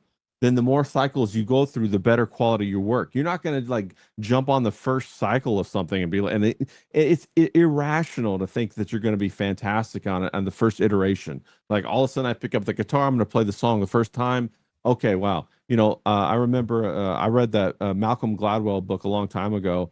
He talked about 10,000 hours. It takes about 10,000 hours to master something, and it really does. And so once you master one thing, though, then you can understand the modeling to master other things. And you could greatly decrease the amount of time that it takes to master those other things. And so I'm always working. I'm always working on like I'll be sitting here and like maybe I'm watching your guys' podcast, watching Mike talk about something, and then you'll say something, Mike, that'll just strike me, and I'll see an image in my head, and I know I have to make that image right away. And it wasn't my idea; it came to me somehow. I'll be watching ROTC or Nightwave or Red Bar or something like that, and it'll just strike me, and I'll drop everything because I know that when I put that out, that everybody's going to resonate with it, and everybody's going to like enjoy it. It'll have a chance to go viral or whatever it is. And so when I have an idea come to me like that, then I drop everything and do it. If I have other ideas, they come to me, I write them in notebooks and I develop them as I go through the day or whatever. And then I integrate them into my workflow when I'm working. And if it's a longer project, like a bigger painting or something like that, then that goes in stages. And I usually break my day up into 3-hour blocks. And then that's kind of how I designate my time. And then in between those, I let it all go. I do my workout and then I come back to something else, and I don't carry over, some sort of like emotional obligation of like, oh, I didn't draw that leg good enough. I left that behind long ago because, trying to seek perfection delays the output of the product, and it stops your next iteration. So it actually stops you from improving. And bro, the easiest way to get around that is just to admit, bro, I suck. I do. I suck, man. And once you agree with people who tell you that you suck, it doesn't matter anymore. You're like, yeah, that's right, but I'm trying. And that's all that you can ask from somebody, is that they try, and they try earnestly to improve. And that's it. That's all you can ask for people. When you realize that, hey, you guys are human just like I'm human, then you can relax because the burden's lifted. I don't have to be some sort of phenomenal guy who can. I'm not like some zenith, individual. I didn't come down from Mount Olympus or anything like that. I'm just like everybody else, bro. And I'm just trying. I'm trying really hard. And that was what should be applauded, is that effort, not the product, but rather the effort. And so that's my thought process on that. That was first of all, thank you. Wow. Like, you have no idea how much you just spoke into my life, man. So thank you. Wow. That's beautiful. Thank you. I love that, because that's the beautiful part about the genius, is that it's the consistent, it's the Edison, even though we know maybe now that Edison, but it's just the consistent, the everyday trying to be 1% better than you were yesterday kind of thing. Versus, being discouraged because you can't be 100% better today than you were yesterday. I love that. In fact, I was literally just talking to my wife about this. It's been crazy. And like, we're moving again. We moved out of our place that we had been in for years. we're in a temporary place while our new place gets built and all the new carpet and all of that stuff and make ready. So we're moving again this coming weekend and the first and all of that. So it's been nuts lately. And then, increasing work, and then, her being a teacher, the school year starting. So it's been a little nuts. And we were just breaking down what we could do better and all that. And I was talking about, what I knew I needed to do better was consistency and discipline. And I thought I wasn't going to be able to be consistent without the discipline. Joke was on me. James is out there. You know what What's I up, mean? James? So, Shout out to James. James, what I found was that I can be, just real fast, I found I can be consistent, and I'm very proud of that. I'm very proud of the amount of work I crank out. That, you know what I mean? Unless you know who my clients are and what I do for them. Yeah, you'll surprise yourself. But it's one of those, okay, well, I'm not doing that. I'm not going to the gym like I was to be in that way. I'm not, you know what I mean? I'm gaining weight and I'm being gross and I'm up till 6 a.m. and sleep until 2 p.m. That is not healthy. I'm getting some great work done consistently for the next day and the clients, but I'm missing a big piece of that puzzle, right? And I think that's where I'm at with, I need to restructure my schedule. What I'm lacking is discipline, because doing what we do or what I was saying is you have to living the kind of life we live, it's tricky, and you have to get your head around it, because you live in two extremes. You live in the extreme of being a fat, lazy bum who never leaves the house or has to change his shirt or shower. And then you also live in the other extreme of you're extremely mentally stressed and taxed. And sometimes you're working 18 to 20 hours a day, dealing with 5 or 10 different people from literally all over the world and trying to make sure they have what they need. Now, you still haven't got up from the chair. You still haven't even showered. So you're a grungy bum, but you're also very busy and stressed and taxed. And you've got to get your mind around all of that. And to me, the one word that hit me, and I was like, okay, what are you missing here to make that all better? Discipline. I need to figure out, I need to know that I am making excuses for myself and not doing the best for me, John, the people around me. Admit that and know that I need to get up. I need to make my body suffer and be uncomfortable a little bit. You know what I mean? Sweat a little bit and focus on some mental and emotional discipline so I can be better and get these things done. And I just want to say thank you, because I think what you're saying was kind of speaking that to me. Yeah, so no, thanks. Mike, I think that I think we've walked the same journey, and I think that, let me just share a couple things that might help you that I've learned that have been game changers for me, epiphanies, if you will. One of the things fundamentally is that you have to control your own schedule. You have to, like for me, I needed 3-hour blocks, so that's 9 hours. I love that idea. Yeah, I'm stealing that, brother. Right. And then after the 3-hour block, you leave what you left behind in that 3-hour block. You don't take it forward. And what that does is it stops the stress from accumulating the entire day. So you carry all of that the entire day, right? So like I break mine up, like I'm a gym guy. I used to be a gym guy. I was at the gym every day. Well, guess what? When I'm working a lot, I don't have time to go to the gym, because you have to travel the 15 minutes to the gym. You have to get in the locker room. You have to then you have to circulate around the machines. And then if you have to wait, well, guess what I did? Well, I bought a whole bunch of kettlebells and I bought some fucking dumbbells. Now I don't have to travel. Now I can watch the podcast now I'm multitasking, right? I'm doing my workout. I'm watching. I even got a spin bike here at my house that I picked up. I'm doing the spin bike and all this kind of stuff. And so now I have a new way to save time and to get the workout that I want. And it helps me to relax and let go of the things from the past 3 hours, right? So I have that going on. Another thing is that I realized that in order to operate in optimal form, you have to have fun. You have to have fun. If the fun is the indicator that you're operating in an optimal capacity. Now think about this for a moment. Think about back when you were a kid and you were playing video games with your crew, right? Maybe that was you, Mike. Maybe that was you, John. If that wasn't you, I'll tell you guys a little bit about it. Did you guys do that? Did you guys play video games with the homies? Yeah. Okay, yeah, facts, right? Remember the Nintendo runner pad? Yeah, you were facts, the pad and you run it. Yeah, yeah. So you had no idea about a video game, and you and the bros jumped in on it, spending the night at their house or whatever, and you guys got fucking good at it in a couple of days, right? It's the same thing. It's the neuroplasticity that when you have fun, your mind can absorb all of that stuff, and then you're looking for new ways to improve, to optimize. And that is a result of the fact that you're having fun. So what I would suggest is to gamify whatever process that you're trying to do. If you can somehow gamify it and make it a way that, like, okay, not look at it necessarily as discipline, but gamify it so that like you become excited about the optimization, about the efficiency, and then you can kind of try to get into a flow state with what you're doing, then you're going to improve more and more rapidly and actually have a lot more throughput in what you're trying to accomplish. And that's one of the things that I've had to do. Like I used to I used to do like 3 landscape paintings a day, small ones. They were small landscape paintings, and that they were all shit, bro. And so I had to make a game. Initially, it was just to get the landscapes done per week, right? So I was doing 3 a day times 5 days a week, you know, so that's like 15 landscapes a day. That I would have to do, and I would have to do that. Then I had to like set a game. Can I do this with a limited color palette? Can I do this with a complementary color palette? Can I do this like this? Can I do this like that? And then I would gamify these things. So it took my mind off the fact that, damn, I suck. When I think, damn, I suck, that makes me not want to attempt my next attempt, which prevents me from getting better. So now all of a sudden it's magnifying the weight that I'm trying to carry on my back to improve. It's destroying that inside of myself. And also it's making me a sourpuss because now I think I'm a failure at life. So the relationship around me are suffering, right? Because they don't want to be around me because they're like, hey, what's going on, Ray? How you doing? I don't know.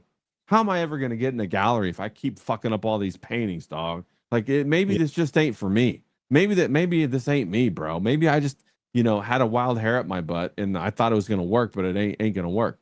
But then, you know, I was thinking about this. I was like, yo, check this out. Nobody prior to the 60s or the 50s or whatever could drive stick. Look how good you got at driving the stick, right? So that's a skill that people didn't have maybe 100 years ago that now I got it. And I can drive stick great.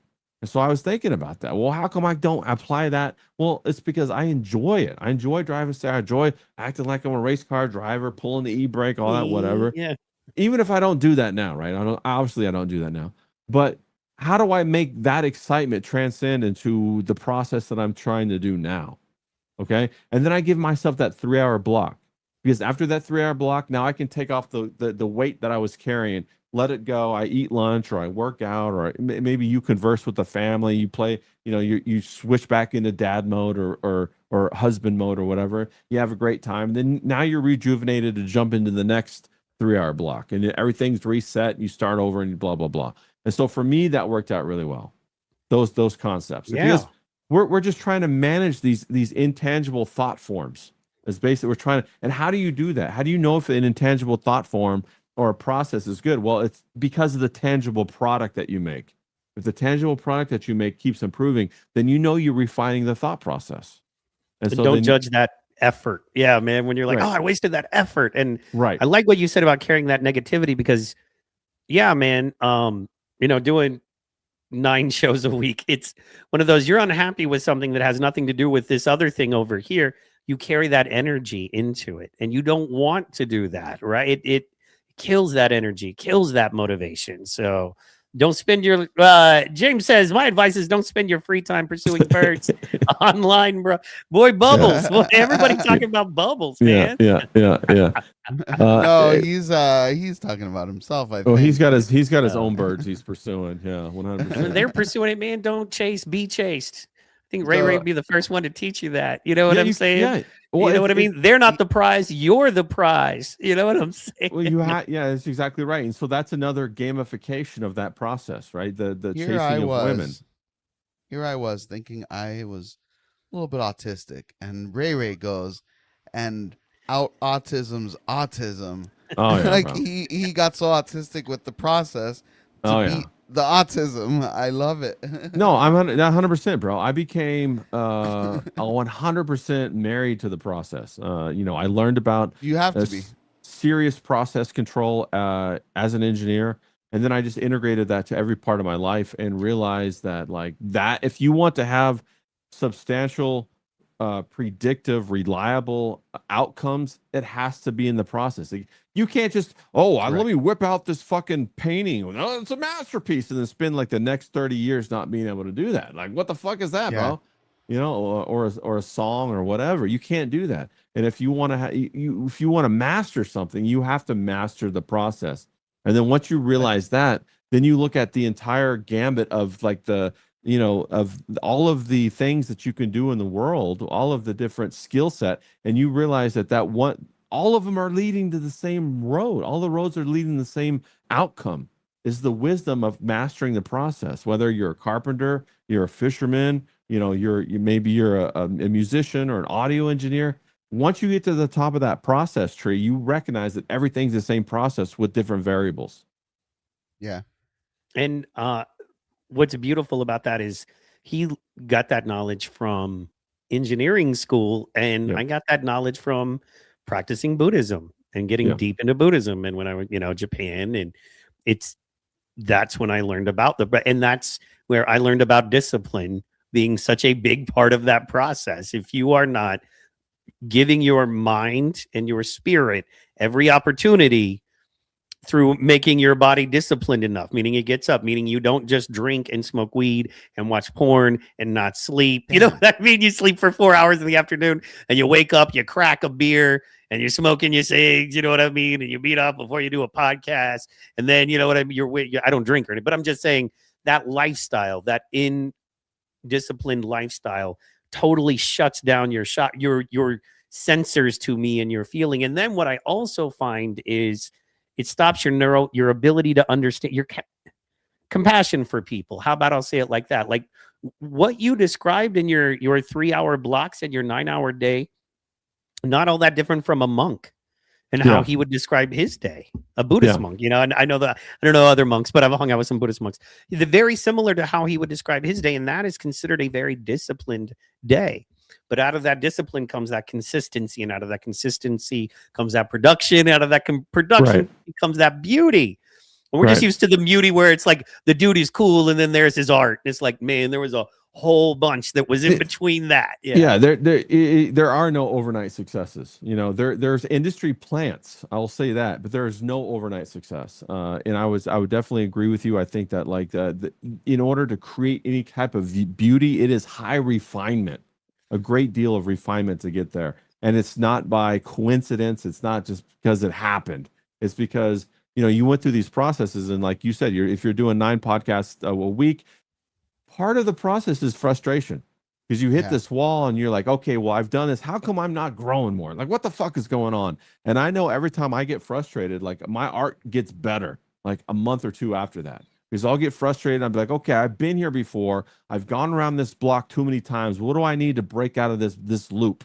How do I get to a better helix, bro? How do I go higher? Do you ever experience burnout? Where like you just don't have it. It's just not fucking there. You're like, it's just, this is weird. It's just not there. Like, this is weird. And I mean, until you get used to that happening a few times, you're like, well, I think burnout is a result of a couple of different things, like you said earlier when you were talking about I'm doing all this stuff for my business, but at the same time my body's not right or whatever, right? That is, you're juggling priorities right there. So that is you're trying to find out the priority system that's going to work for your life. Burnout comes from misplaced priorities. It comes from always being negative on yourself, having a critical eye. That's one thing. Not being disciplined, maybe. Sorry, not being disciplined, maybe. Well, no. See, here's the thing: is that you can't and I'm owning it myself. No, I'm owning myself. I'm not saying it about anyone else. I'm talking about me.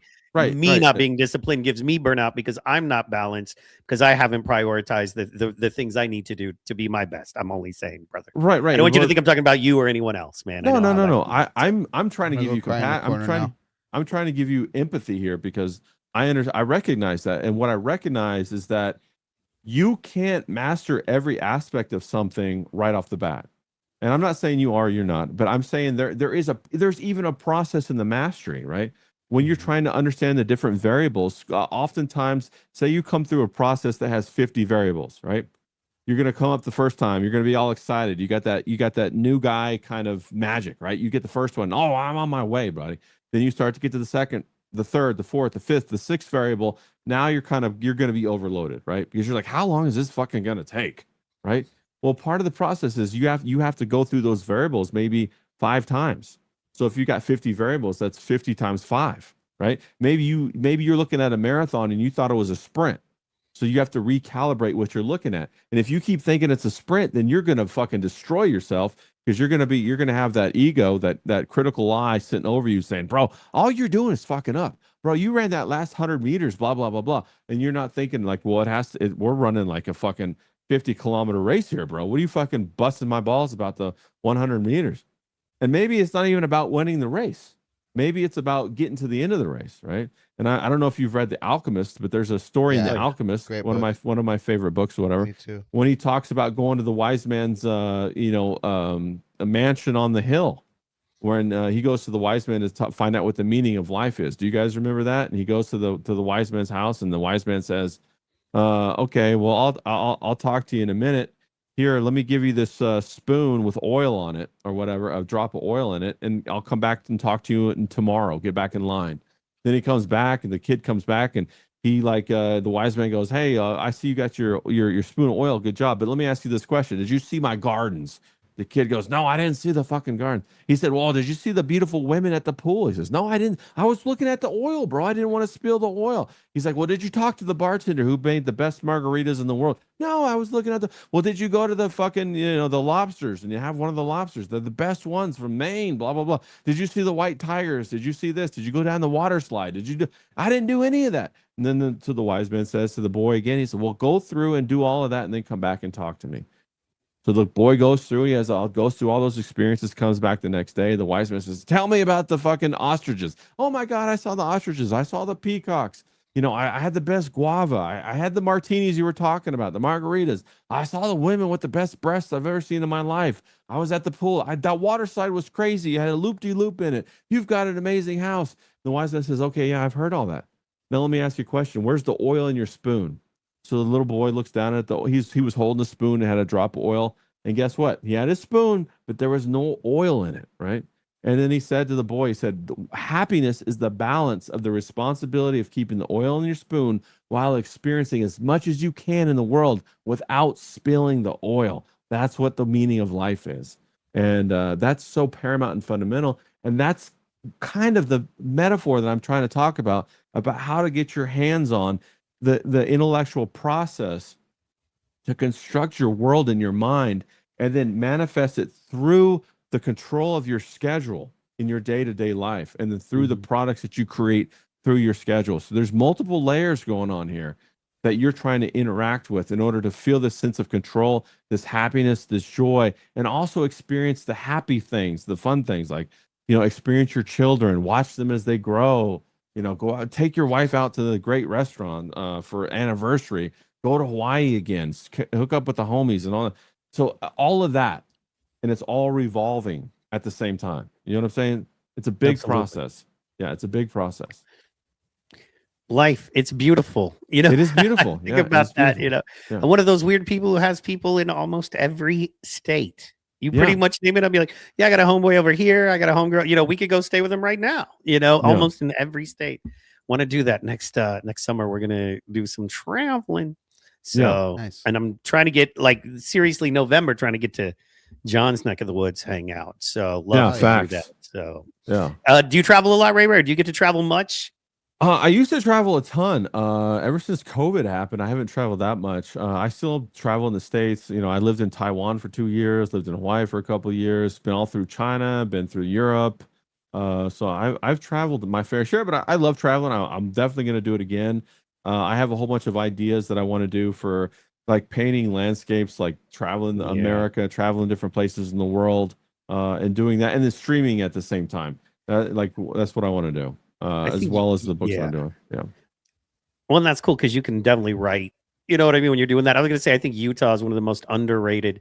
When I went through Utah, just this last summer, previous summer, was the first time I really got to go through Utah in my life. It's beautiful. So amazing. Yeah. I was like, I almost wish I was an artist so I could paint some. Yeah. There's just so much awesomeness there, man.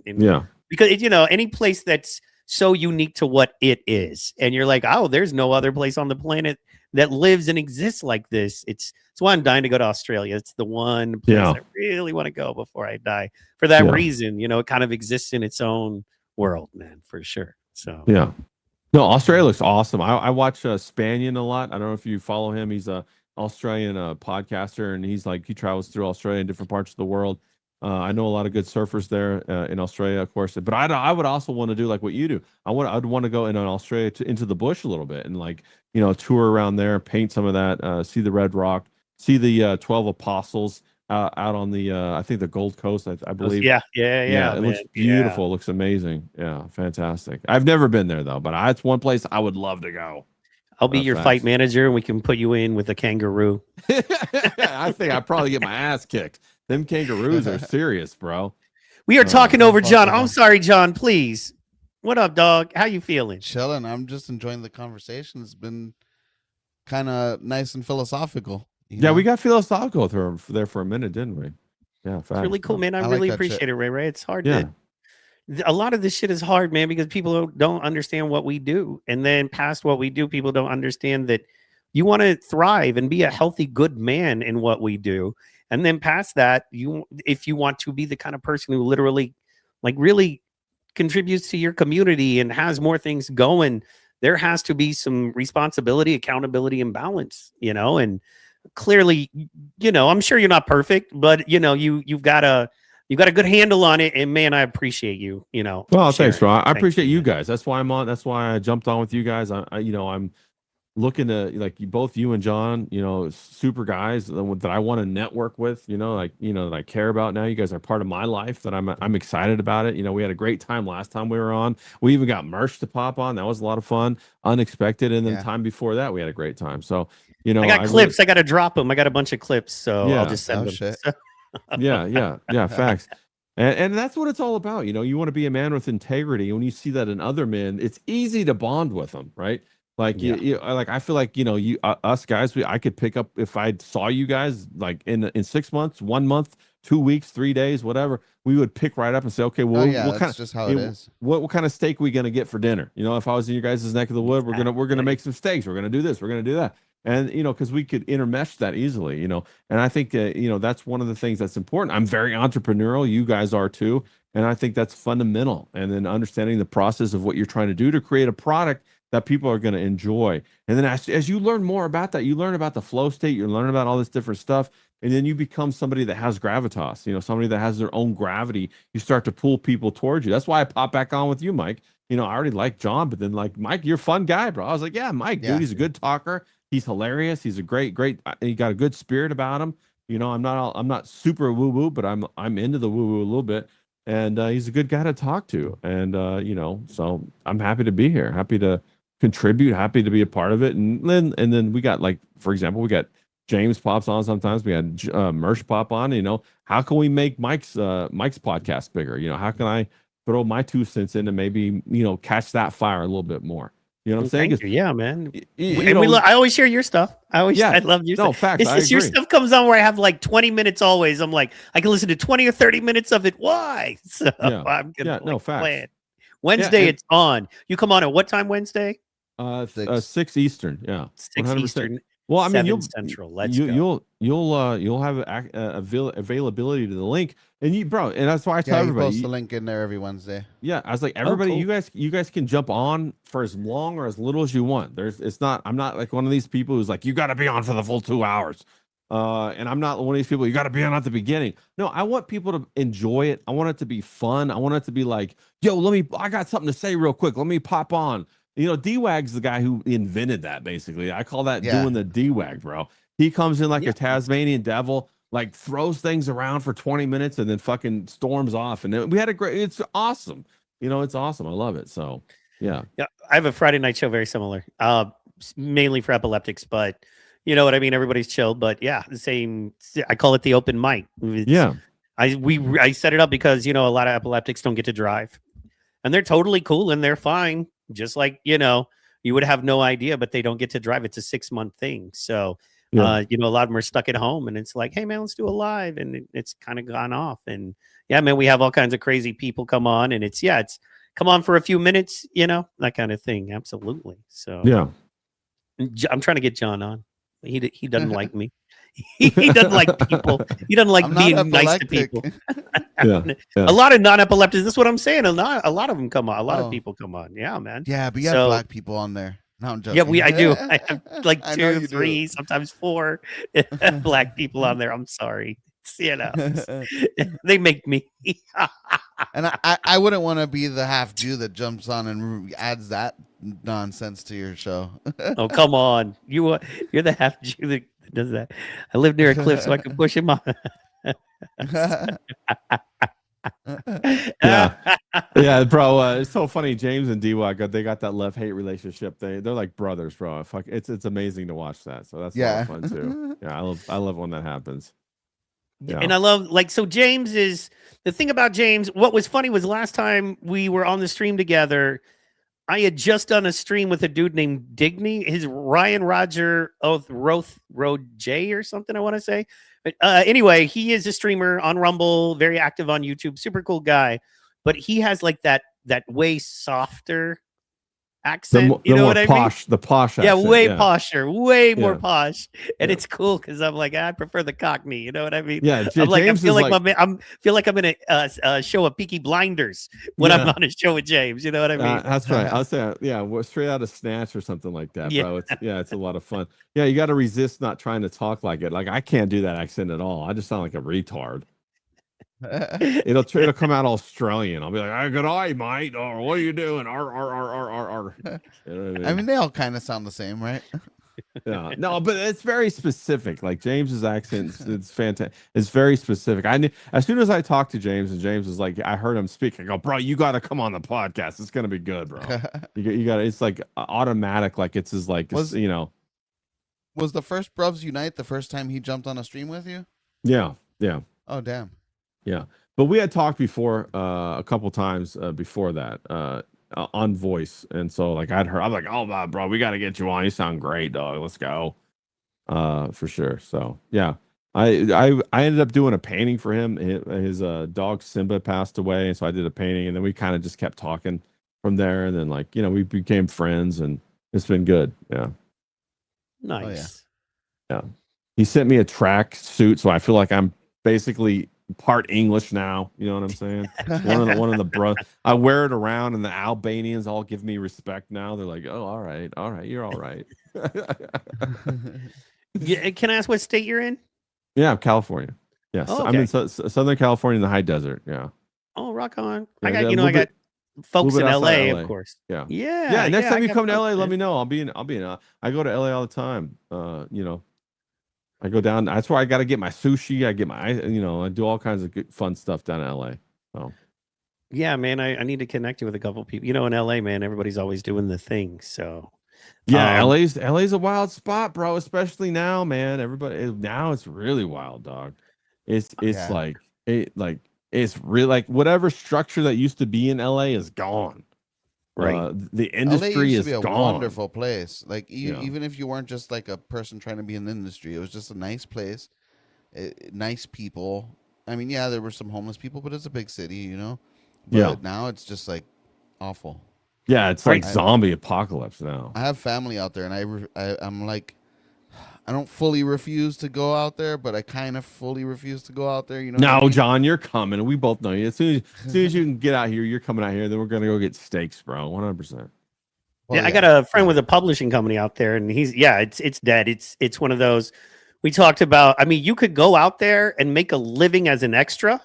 Maybe pick up some shifts as a waiter and make a living as an extra and not do too. Once you got in your SAG card, you could be a nobody and be fine and just and that's just not available anymore. It's gone. Yeah, that's just And not an a available. lot of the thing. restaurants are gone, bro. I mean, like you can't even live as a waiter anymore.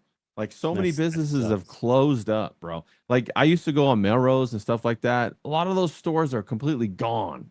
Just gone, like all boarded up. Like there was another street that I would go on that had a whole bunch of vintage, clothing places you could go and find vintage stuff, resell and all that. It's all gone, bro. They've been there forever since like the 70s, and they're just fucking gone. It's like a ghost town. That's fair. Okay, so guys, I'm gonna wrap it. We're around 3 hours. Is that okay? We bring Yeah. this plane in I for was like, landing? how long are we gonna go, bro? I gotta keep talking. What the hell? Okay, I so gotta I'm I'm still gonna make re- my dinner for tomorrow or lunch. I'm gonna give you an opportunity reveal. So we talk a lot about a lot of this stuff, and a lot of it comes down to psyops. And I think we're in an age right now where a lot of us that were, pro one side or the other now are seeing right through that. And one of the wisest dudes in the world when it comes to this stuff is a guy I know. A lot of the way I think, and I understand something that you said, my brother, Ray, you said it's, not too, and I understand it can come off very spiritual when it's very, very, and I am spiritual to a certain extent, as we all are, but I more so psychology. With very, very deep psychology can come off spiritual because you're accessing parts of the brain and behaviors that you only are available to access commercially in what we would call a atypical spiritual or church setting. Other than that, these parts of your consciousness really don't get accessed, and you're aware of it and you're doing something within that. Otherwise, it's okay, well, I'm driving my car tomorrow. Okay, well, I get in my car. Well, there's 14 things you're going to do when you get in your car that you have no idea you do until for instance, I have seizures, and that's one of those things. When you recover from a seizure, you have to retrain your brain. Okay, open my car door handle. Okay, hold my keys. Okay, sit down, put the keys in. You know what I mean? Depress the brake, turn the thing. All of these little things, you have to walk through them. It's heavy. So anyway, Chase is brilliant at this stuff. He also is an epileptic, one of the smartest in the world. Not for nothing, boys, but as you can see here, he has 1.86 million subscribers. So he's doing something right. And this is one of my favorite ones. Check this out. This is brilliant. After 9/11, Twin Towers go down, the building 7. But these researchers, their names are Tallarico and Rubin. They had these people write down exactly how they learned about the news. So they came back and they asked again, obviously the same people, but it was like 18 months later. Some of it was years later. And what they found was that the details drifted big time, and they completely contradicted the original thing, and it kept mutating over time. But you know what didn't move at all? There's one thing that didn't move in these people 1 millimeter. What do you think it was? Their confidence about the memory.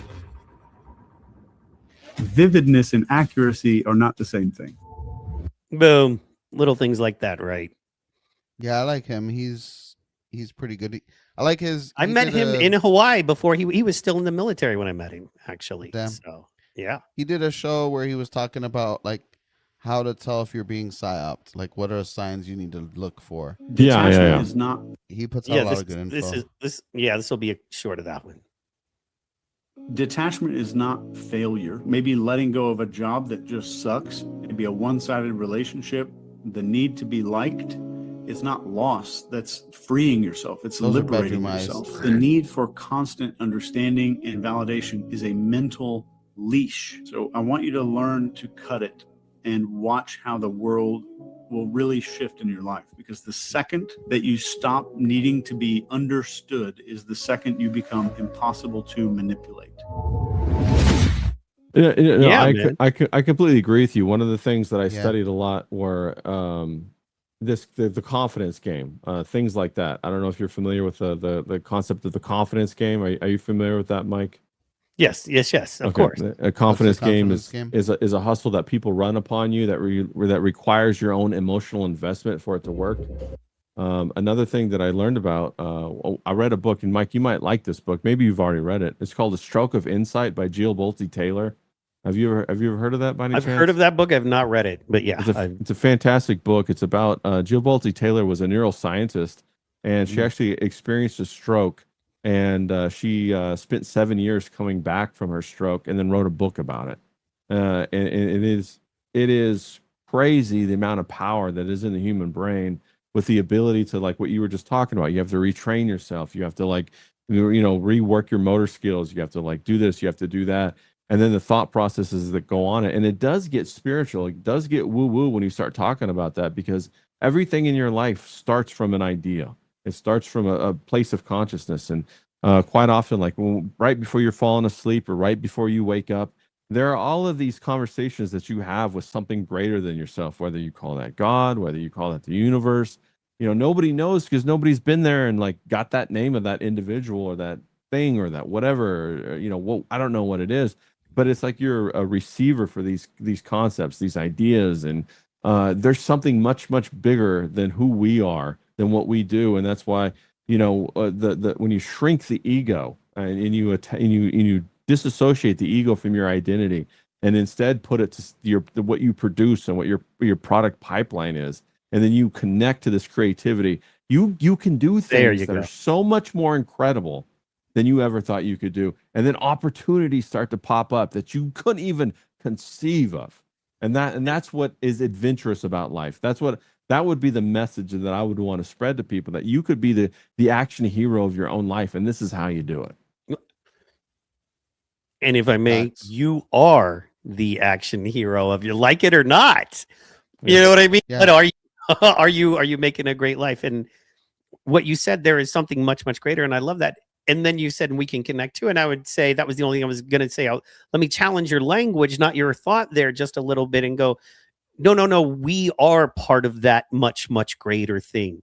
Yeah. From the Dhammapada, that's the Buddhist book, to the Bhagavad Gita, that's the Hindu book, to the Quran, to the Bible, to pretty much all of the ancient texts that those are derived from, kind of comes down to one very specific thing, and that is that we are the apple of God's eye. We are part of God experiencing a human experience. In all of those texts, they say we are a higher spiritual thing existing here in a human thing.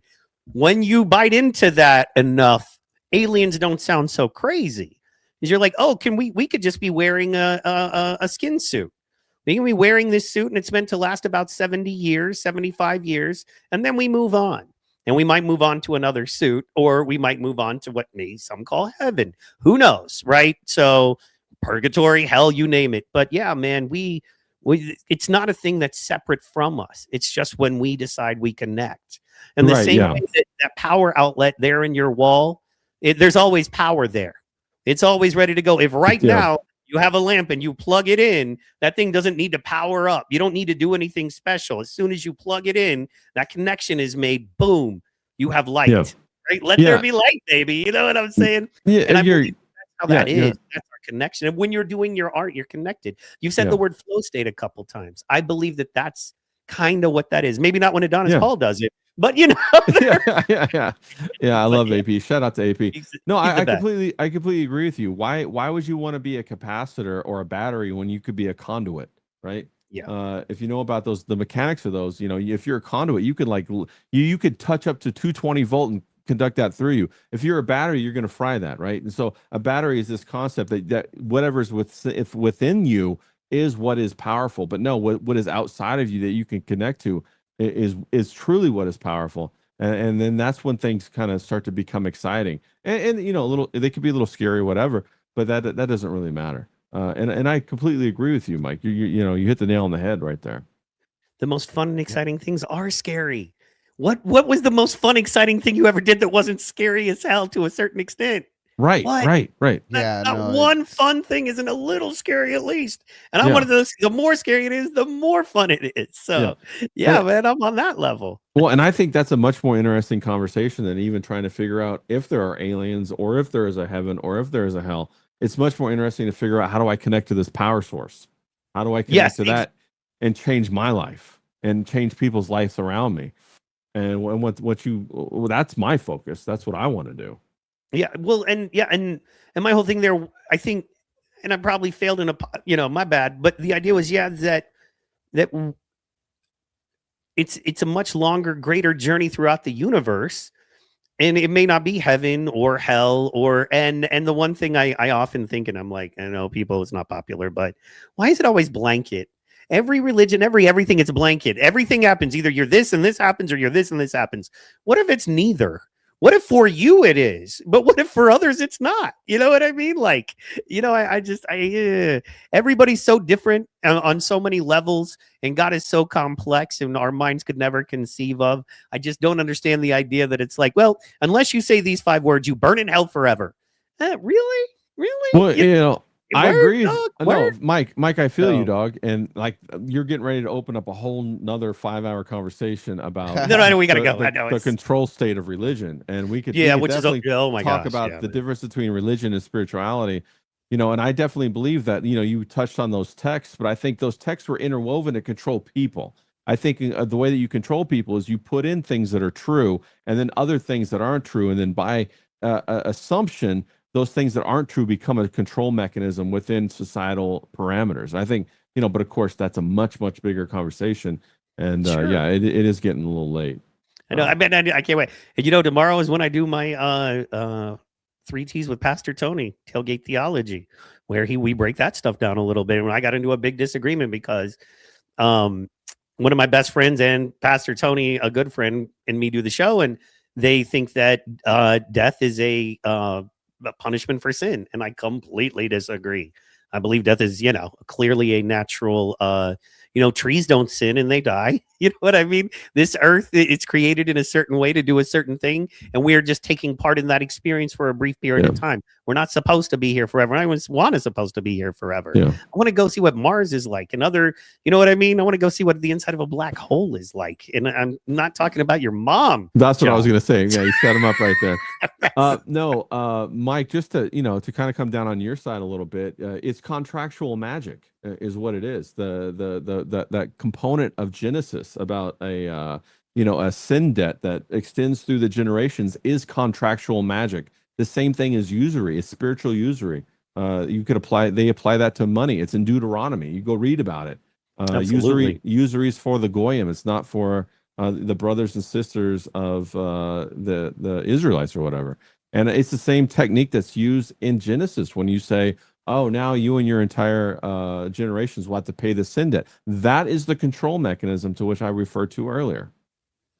I see that. I absolutely see that. And yeah, man, once again, if I start talking, it'll be another, because then we'll start talking. You know what I mean? I've got plenty of thoughts on that too, bro. Wednesday night, if John is down to, but John, you got to talk some. I mean, we're talking about you literally right now. Well, we're talking about your phone. I'm on 3 hours of sleep, guys. I know you get some rest. You're doing great. John is just sitting there looking pretty. You know what I'm saying? Yeah, it's sexy as fuck. All right, this will be the last one. This one is called Plato Predicted the Matrix, and it's brilliant. And I wanted to show you this one, and I figured this would be what we go out of. So if this movie felt original, it's not. It's the newest reprint of a story that has no original. Talking about the Truman Show. Which, given what the story is about, might be the most on-the-nose thing in this whole video here. Plato told this story using a cave. Prisoners chained to a wall. They're watching shadows, and they're certain that the shadows are the world. And then one of them escapes and goes out into the sun, and when he comes back to tell the others, they're not excited at all. They want to kill him. And this is written 2,400 years ago, and Plato already got the punchline. The cave trains people to experience rescue as an attack. So the Gnostics took Plato's 2 worlds and made it a lot darker. The lower world, which they call Earth, basically, isn't just shadows like in Plato's cave. It's a prison with a builder and an architect. And the only way out is through direct knowing, not information, but knowing.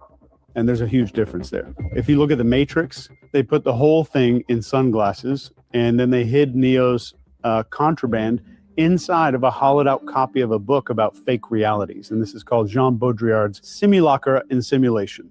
Then you have Cypher sweating over a steak that he knows is fake, and he chooses it anyway. He says something like ignorance is bliss in this moment. So you have the cave, the Demiurge, the Matrix, the Dome, and the Truman Show. 4 versions, 24 centuries.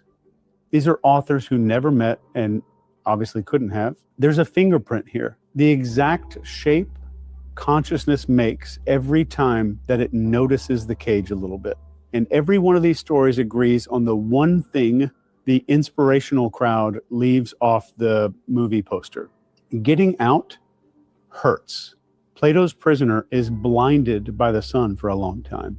Neo instantly starts vomiting.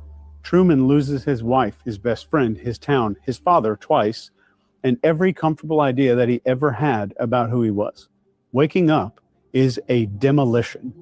That's why people choose the steak. That's why most people, even if you handed them the keys to the door, they would grab those keys right out of your hand and lock it from the inside. All right. I just wanted to Nice. leave us on that one because that blew my mind. And yeah, man, I often wonder why people are so angry and hateful when you're posting pursuing the truth. And I think that was good, man. Most people would rather grab the keys and lock the door from the inside. And he gave us that's a some fact. great examples. Yeah. That's a fact. I mean, look, we expose the two-party duopoly here all the time, and people aren't ready for that kind of shit. Yeah. No, facts, Mike. Also, something you might want to look into is the fact that the Wachowski brothers stole The Matrix from another author. I saw that it was. You're being so internet right now. Can't we just did a thing on a thing? You're being so internet. Bro, how do you end with that video and not let me have that? I gotta say something, bro. He's like, I'm gonna open up this other can of worms, but we're not gonna talk about it. See you later, guys. I'm like, I'm giving a deep philosophy. You're like, come back again. yes, you're doing the whole thing of, well, actually, did you know? I'm like, no, it's. Well, how do you end a podcast with Plato's Cave analogy, bro? That's crazy. That's what you open a podcast with. I want people to understand until Wednesday when they're watching the news. That's a teaser. I got you. They're feeling isolated. They're not watching the news on Wednesday. They're watching us. Yeah. No, I mean before that, Tuesday, and then early before 1 a.m. Central Time. Yeah, You know, as they get enraged, as they are, instead of asking, why am I getting enraged? Ask the question, what is the goal of the person trying to enrage me? Or whatever emotion, sadness, loneliness, empathy. What is the goal of the person trying to elicit this emotion out of me? That's a very different question other than why are they doing this or what is my next move because I feel this way, which is what most people ask. What is my next move because I feel this way? No, why is this question. person wanting me to feel this way? What is their motivation for me to feel this way? Ask that question and you can step out of the matrix, but it'll hurt. Yeah. And that's all I got. No, I agree. That's a great question. John? I prefer to just say, I don't really care why this person wants me to feel any kind of way because it's not working. John says, I want my steak medium rare. Thank you very much. Rare to medium rare, yes. John, I want you to want me. That's that would be a good song. That like I need you to need me. You know what I'm saying? Yeah. Hey, John, didn't I see you crying? Okay, we'll see you tomorrow or whatever. Wednesday. We'll see you'll you be on Wednesday. tomorrow. Yeah, I'll be doing stuff tomorrow. Ray, are you doing anything tomorrow? Yeah, I'm going to be interviewing Jonas Sweet. He's an artist and a tattoo artist down in San Diego about his creative journey. 3 p.m. Pacific, 6 p.m. Eastern. Ray is happy. Let's go. 6 p.m. Eastern. Ray is happy. Let's go. We love you. We